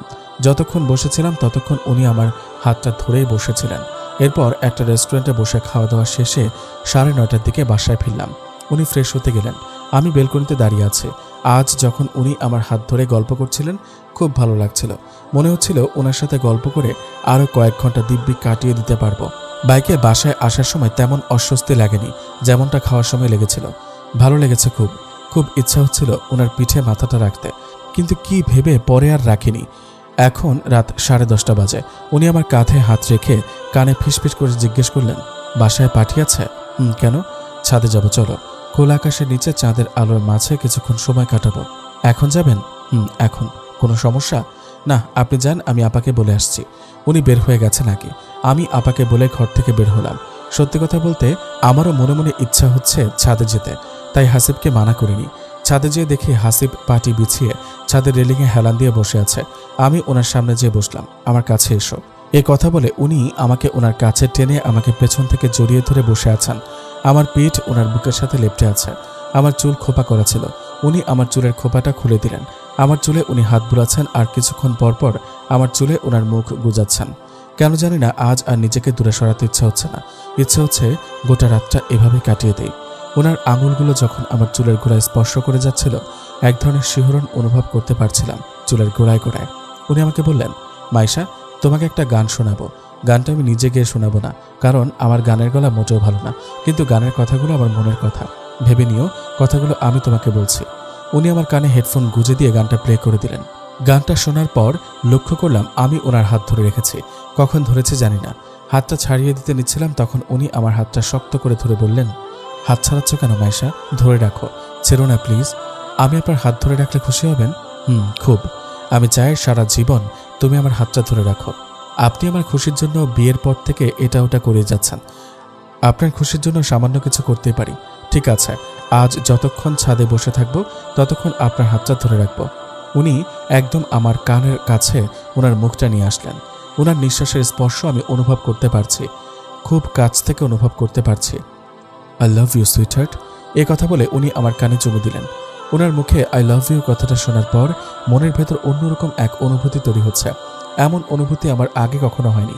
জীবনে প্রথম কোনো পুরুষ আমায় বলল সে আমাকে ভালোবাসে। হৃদস্পন্দন ক্রমশ বেড়ে চলেছে আমার। এই মুহূর্তে মনের মধ্যে তুফান চলছে। পুরো শরীরে অবশ হওয়া অনুভূতি হচ্ছে।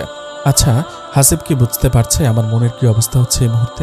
ওর একটা কথা আমার মনে কেমন তুফান উঠিয়েছে। আমি পেছন ফিরে ওনার দিকে তাকালাম। তাকিয়ে দেখে উনি আমার দিকে তাকিয়ে আছেন। চাঁদের আলোতে ওনার চোখ জোড়া আমি স্পষ্ট দেখতে পাচ্ছি। কি গভীর ওনার চোখগুলো। ওনার চোখে গভীর ভালোবাসা দেখতে পাচ্ছি আমি। আমার জন্য ভালোবাসা। ওনার তীব্র ভালোবাসাপূর্ণ চোখের গভীরতায় ডুবে যাচ্ছি আমি। কি আছে এই চোখ জোড়ায়? নিজেকে আটকে রাখতে পারছি না কেন? ডুবে যাচ্ছি কেন আমি?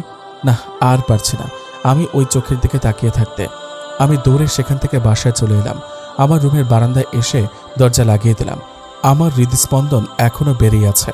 ওনার নিঃশ্বাসের স্পর্শ, ওনার আমাকে জড়িয়ে ধরা, ওনার বুকের উষ্ণতা, এসব কিছুই তীব্রভাবে অনুভব করতে পারছি। গানের সেই কথাগুলো, ওনার মুখে ভালোবাসি কথাটা বারবার কানে বেজেই যাচ্ছে।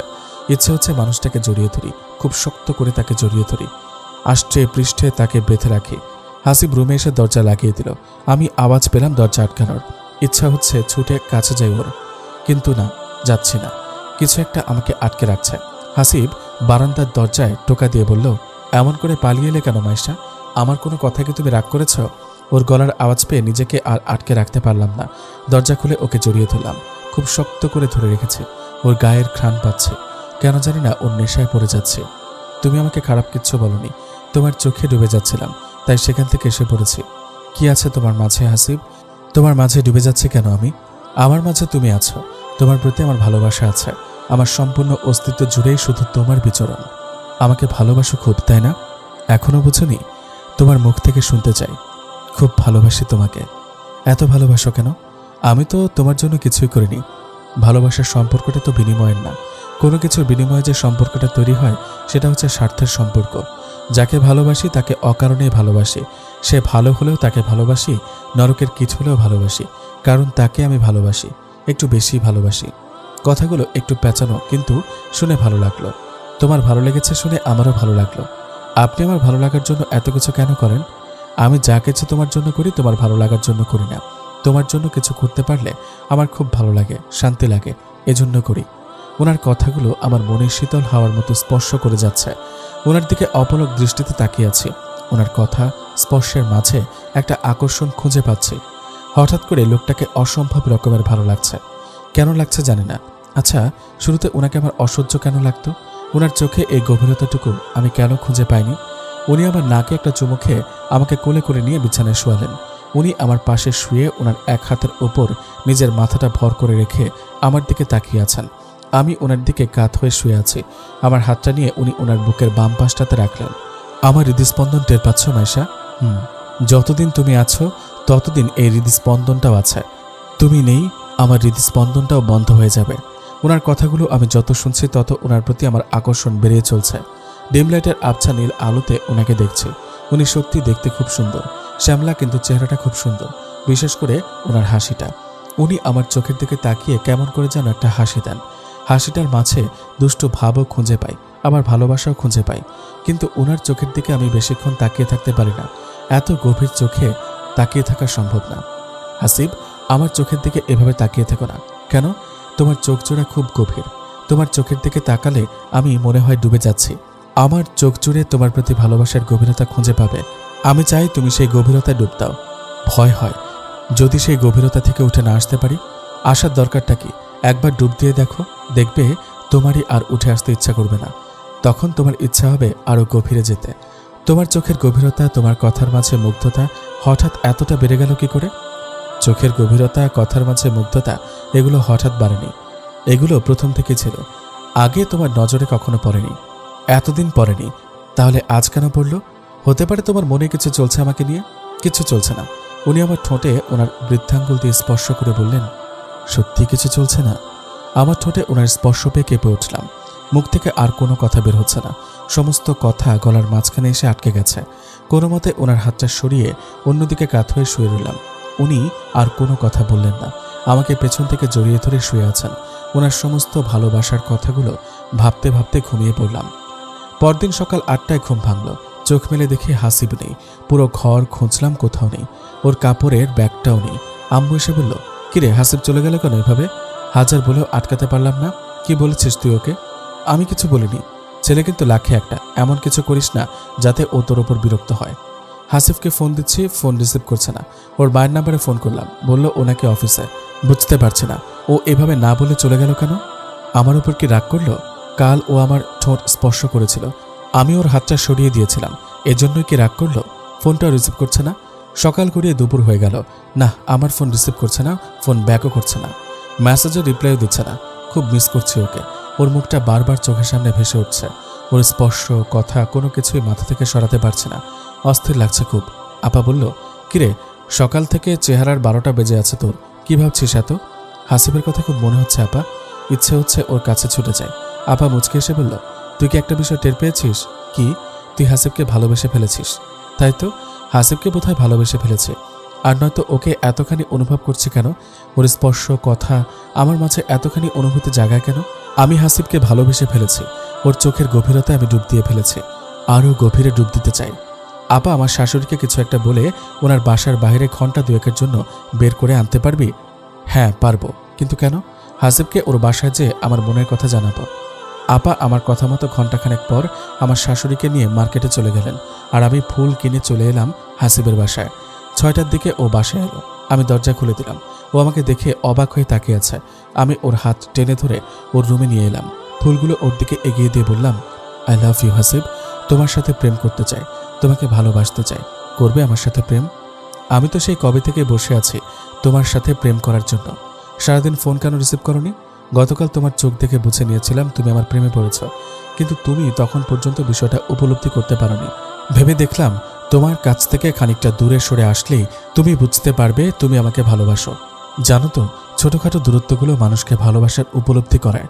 ভেবেছিলাম মেসেজ করে আই লাভ ইউ বলবে, কিন্তু তুমি তো দেখছি আমার বাসায় এসে হাজির হয়েছ। শয়তান ছেলে। তুমি জানো আজকে সারাদিন কত টেনশনে ছিলাম? খুশি হলাম জেনে তুমি আজ সারাদিন আমাকে নিয়ে ভেবেছ। শুধু আজ না, সারা জীবন তোমাকে নিয়ে ভাবতে চাই। হাসিব আমাকে জড়িয়ে ধরে কানে কানে বলল, আই লাভ ইউ মাইশা। তুমি চাইলে এখন আমার ঠোঁটের স্বাদ নিতে পারো। এখন আমার আর কোনো আপত্তি নেই।